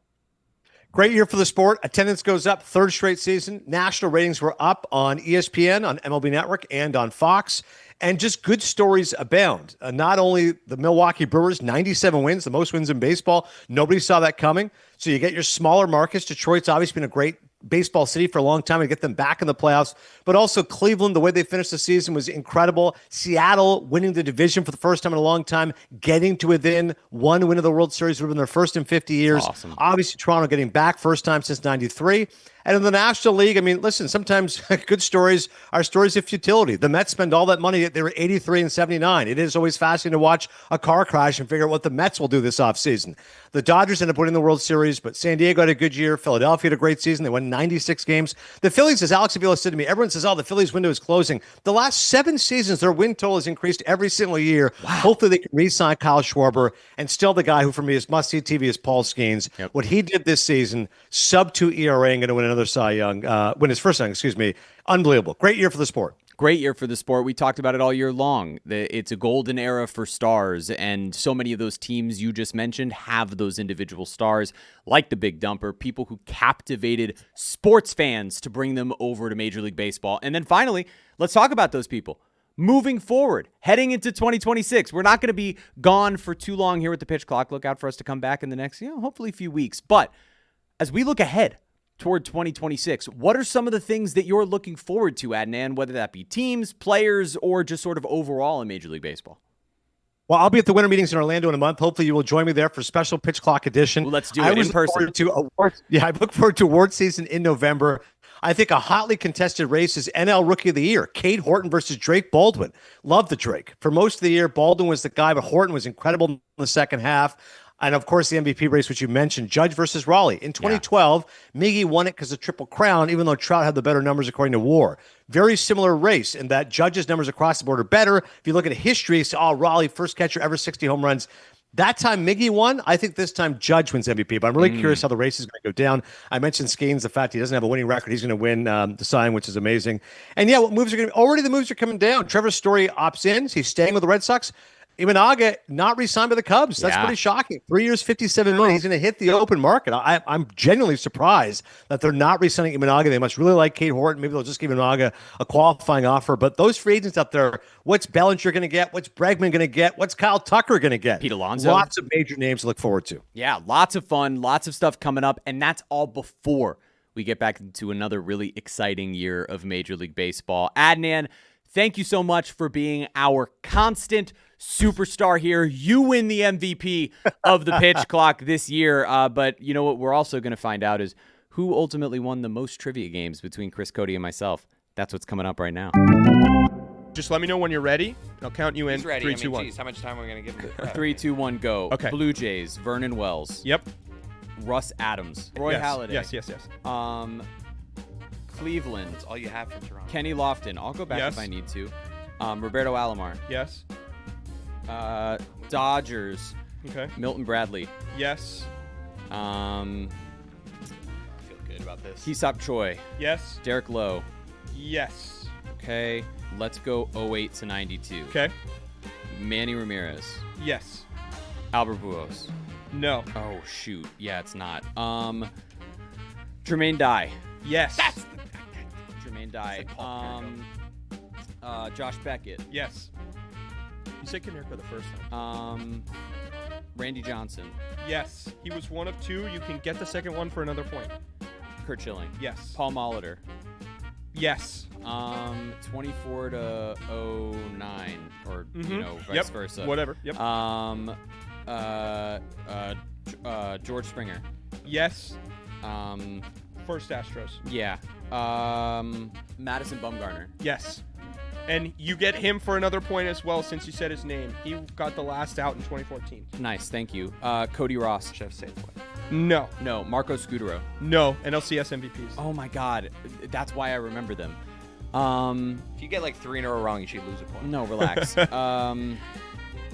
have 3 minutes left. No problem. 180 seconds. Yeah, I don't like this anymore.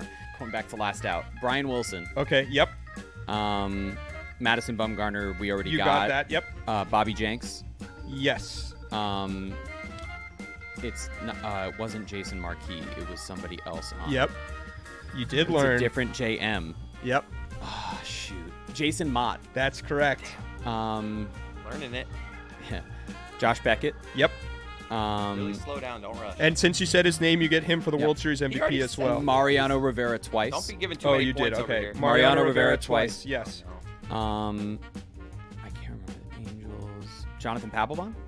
For yes, one of those Red Sox, or the multiple? The first one. Okay. And you guys both get Mariano Rivera for World Series MVP. Cody, you're cool. I get one more point. Yep. Yeah. Wade Davis? Yes. Ichiro Suzuki. Go around the diamond. Ichiro. Back on 0-1 Mariners. Sorry. Yes. Ichiro Suzuki. Interesting. Brett Boone? Yes. Okay. Is there a question mark there? Yeah, because No, whatever. talk it out. I hate you. Jeff Kent on Dodgers? Yes, Jeff Kent was on the Dodgers. Is Omar Vizquel on the Cleveland team? Yes, he was. Eric Hinsky on the Blue Jays? Yes. Corey Koski on the Blue Jays? Yes. 20 seconds. I hate. Stop it. Is that Greg Zahn behind the plate? Yes. 10. Stop it. That's 50 not true. seconds. Oh. 50 seconds. Oh, you jerk. Adrian Beltre for the Mariners? Third base? No. Okay. Have I gotten other World Series MVPs? Derek Jeter. Yes. Whoa, how many times are we going to give him credit for Jeter? Jeez. What are you talking about? That's the first time I have him down for Jeter. Yeah, that's the first time I said it. Who's that other Blue Jays guy? It's not Joe Carter. Who is it? 25 seconds. Shoot. The Angels. I didn't actually get that one, but I do know. It's not Garrett Anderson. It's not Tim Salmon. Is it Darren Erstad? No. Think about that Royals outfielder. No, stop it. Center fielder. You're a dick. No Big Poppy. Poppy won in 20. Yes. Nice. Poppy won in Poppy. 2013. 5, 4, 3, 2, 1. Last guess. No. 1. It was the All right. Royals catcher. It was Salvi Perez in 2015. Oh my God. What? We have a tie. Oh my God. Yeah, it's 35-35. That did not sound very It's confident. 35-35. No, it's 35-35. I promise you. All right, because So what's the tiebreaker? So what is the tiebreaker? I did not We don't need consider one. that It's there fine. would be a It can be a tie. tiebreaker. Cody, Rock, paper, scissors. who was the World Series MVP in 2023? Stupid game. I know. Can you tell me who won? No. The World Series? Don't. No. The Texas Rangers. The Texas Rangers won the World Obviously. Series in 2023. It's right there. I got this one. Didn't I get this one earlier? Corey Seager. Yes. Yeah, you got yes. it. All I right. knew it. So I was just like, I go just need to for- find it. Congrats. So on the tie. So I won. That's it. Cody wins. Wow. So who What? won the season series? The winner of the entire series Can is... I just say that I can tell by Jeremy's vibe It's that he won? Jeremy. Yeah. It's me by 1. Oh, Even after this one? After that win, it's me by 1. I was You were up by up 2. And ready for this? I was up by 2. We had 3 weeks this year where we included someone else in the trivia with us. And that person won all 3 weeks whenever we added someone else. So what I wonder is, what would have happened if Who those did had better? just been head-to-head? Who did better those 3 weeks? Great question. Doesn't really matter. By the I way, won. Did you? I look thi- won. Did you What was look the final this up? score? I won. Who What did was the this? score? I don't know. Who tracked But this? I won. I don't. Shout out to Gabe. Winner! I love it. Gabe looking around. He's like afraid to look at me. You're dead to Chris. Hey, we'll be back with Pitch Clock pretty soon, hopefully. See you then. And if not, you know what's coming. Bye, everybody. Pitch.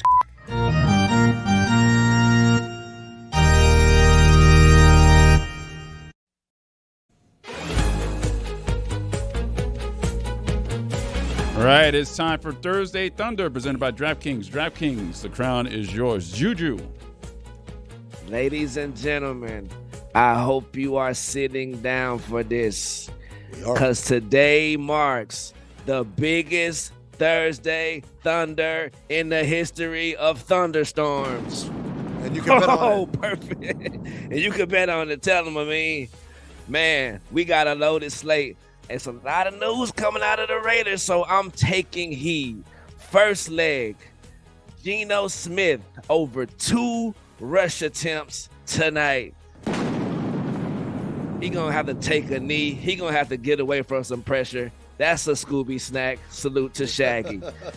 Second leg, Trey Tucker, 3 receptions. Jacoby Myers just got shipped off to Jacksonville, baby. And Brock Bowers can't catch everything. Salute to Trey Tucker, 3 catches. On the other side of the ball, we got Cortland Sutton. 3 catches tonight. He will have those 3. You got to know. Also, next leg, Brock Bowers. 5 receptions for Brock Bowers tonight on the dot. He just said he couldn't catch everything. He can, but he can catch 5. Next leg, we're going with my brother Troy Franklin. Bo Nix college teammate. 4 receptions tonight. And because I love my brother, I'm going to stick with his yards as well. He's going to go over 40 yards as well. And the last leg, the most important leg for all of this to come together. Bo Nix over 218 yards passing through the air tonight. Lock it in. Where were you on the biggest Thursday Thunder ever? You were locking it in, and you can tell your grandkids about this one tonight, baby. I remember when Juju Gotti told me to lock in the greatest Thursday Thunder ever. It was 2125. I was but 12 years old. Juju, a lot of happening in the NBA over the last 24 hours, but you have breaking news for us. Oh, yeah, breaking news out of the NBA. LeBron James just heard Zaz on that last segment, and he said he has been cleared for contact activity. Of course. His plan is completely backfired. If he continues to sit out, they're going to have the best starting Laker history before you know it. Who cleared him? Zaz, does he make them better or worse?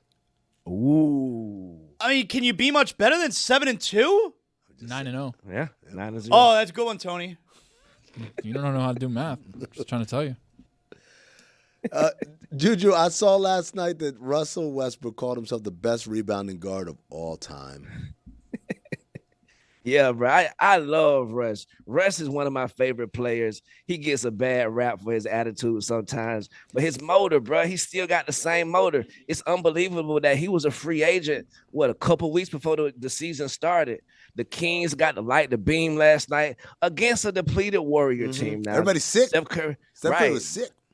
Right, and I be thinking about that sometimes too. If it's a NBA player or an NFL player with a common cold, stay out of the locker room, bro. Don't be getting on Draymond now. Draymond out with a sweatsuit on. So it's interesting that the 3 guys who are sick, Butler, Curry, Draymond, is really interesting. No one else. Well, Butler was a lower back contusion. But Curry was sick in the Phoenix game. I mean, is it a crazy thing for Westbrook to claim that he's the best rebounding guard ever? Is it crazy? I mean, it's not crazy, but it's also, I mean, I don't know, man. Like, I feel like who would like a word? Oscar Robertson would like a word. But how tall was Oscar? 6'4", 6'5". Right. I mean, Westbrook's what, 6'1", 6'2"? 6'2", 6'3", he's like about that. Right. Jason Kidd would like a word. Did Jason Kidd have years where he was averaging double-digit rebounds? Jason Kidd played in an era where bigs were bigs, man. Rondo randomly was awesome at it. Yeah, long arms, man. I mean, he's up there. It's not crazy to put him in that conversation. Yeah, I don't think it's crazy. But to unequivocally say I'm the best rebounding guard of all time. Magic Johnson was like 6'9". Let's not forget that. Grabbing a lot of boards. Yeah. Right. In the offense. Also, salute to Will Richard from the Warriors last night. Rookie Will Richard stepped up with a big performance, even though in the loss, a Florida Gator alumni like yourself, Zaz. Salute to the boy. That's right. Couldn't post. Yes, sir. How about last night? Yeah, go ahead, bro. No, I was gonna say, how about them Blazers, man? Right, Juju. I was on the radio yesterday. I was talking about this is gonna be a hard game for Oklahoma City for a couple reasons. Number one, it was a back-to-back, but number two, it was OKC at Portland, and everyone in the know knows when you have that game, you have a bunch of people from Seattle who drive down I-5 to come wearing Sonic shit and just talk shit to the Blazers. I mean, to the Thunder. Yep. They don't root for the Blazers. They just go to talk shit to the Thunder because that's their team. Right. And Thiago Splitter got them boys playing good ball. They was down 22 points in that game. Could have packed it in at any point. Kept fighting. Salute to Tumani Kamara. Salute the Klingon. Salute to the whole squad. They all been hooping up there. I think that Chauncey Billups, that was a major error, what you got going on, because that team is actually ready right now. I'm not saying they're ready to be a contender, but the Blazers that you know from the last couple of years, these ain't them same Blazers. And Damian Lillard, what in the hell is you eating, drinking, bro, out on the court doing drills after a pop ACL, Achilles. Yeah. Same with Jason Tatum. Same with Tyrese Halliburton. What is happening in modern medicine that these boys are already damn on the verge of being back? Salute. Juju, how do you feel about Mike Ryan's theory that Thiago Splitter was the anonymous voice on Pablo's podcast? Hey, I like that. This makes sense. This is pretty damning, Juju. It's pretty damning. Hell yeah, bro. Look, I hadn't even thought about Thiago Splitter until now, and he just stepped in and reaping all the rewards and benefits. So, I don't know. Mike Ryan finds out. I'm locked in. What about Draymond Green? You know, on his show, he likes to. By the way, he posted a video the other day where he's wearing like medical scrubs. I'm like, what's happening here? But he didn't like ever refer to it. He was just talking about like, oh yeah, man, it's Steve Kerr goes, I'm gonna go too because I couldn't play for anyone else. I'm like, why are you wearing medical scrubs? Look, Draymond has always been Draymond. Salute to Draymond. But I think he crossed the line when he called Dak Prescott a bum. And with the conviction on his face, he kept leaning into it. Salute to Jordan Schultz, also one of right.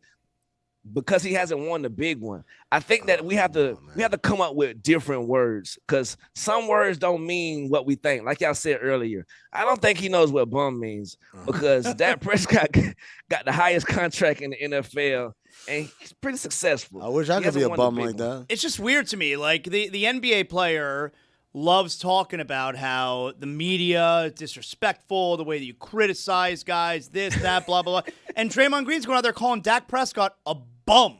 And by all accounts, Dak Prescott's a pretty good quarterback. But even if he were a bum, on the other side, like the NBA player loves being critical of how the media covers their players.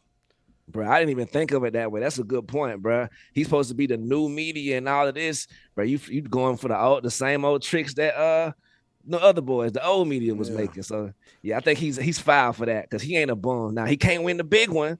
We can say that, but bum never. Juju, explain to me this deal with the fan in Memphis. I don't understand the story at all. Bro, it's the most hilarious thing I saw last night, bro. I was watching the Memphis game, and the Memphis game, I forgot who they playing. Who was Memphis playing last night? They played Houston. Houston Rockets. Houston, yeah. Yeah, Houston Rockets. And during one of the timeouts, they was having a Price is Right competition, and a fan out of nowhere happened. Right, hopefully, but a fan had the most hilarious sign, and I was like, "What is the motivation behind this sign?" Video team, do we got the picture of that or the video? Investigate Lou Dort. I just saw a video. I just saw a video from that game, and it was Kevin Durant talking crap to John Morant's dad. He's like, "Your son doesn't even want to be out here. Enjoy your last weekend." Oh wait, hold on. First of all, let's investigate Lou Dort. What are we doing? This is the second one. This is the second one. I sent another video. I don't think I sent it wrong. It must have been my fault. Sure. We got the video right here. Yeah. Oh, here you go. This is from last night. Suspend Lou Dort. Right. Why are we suspending him?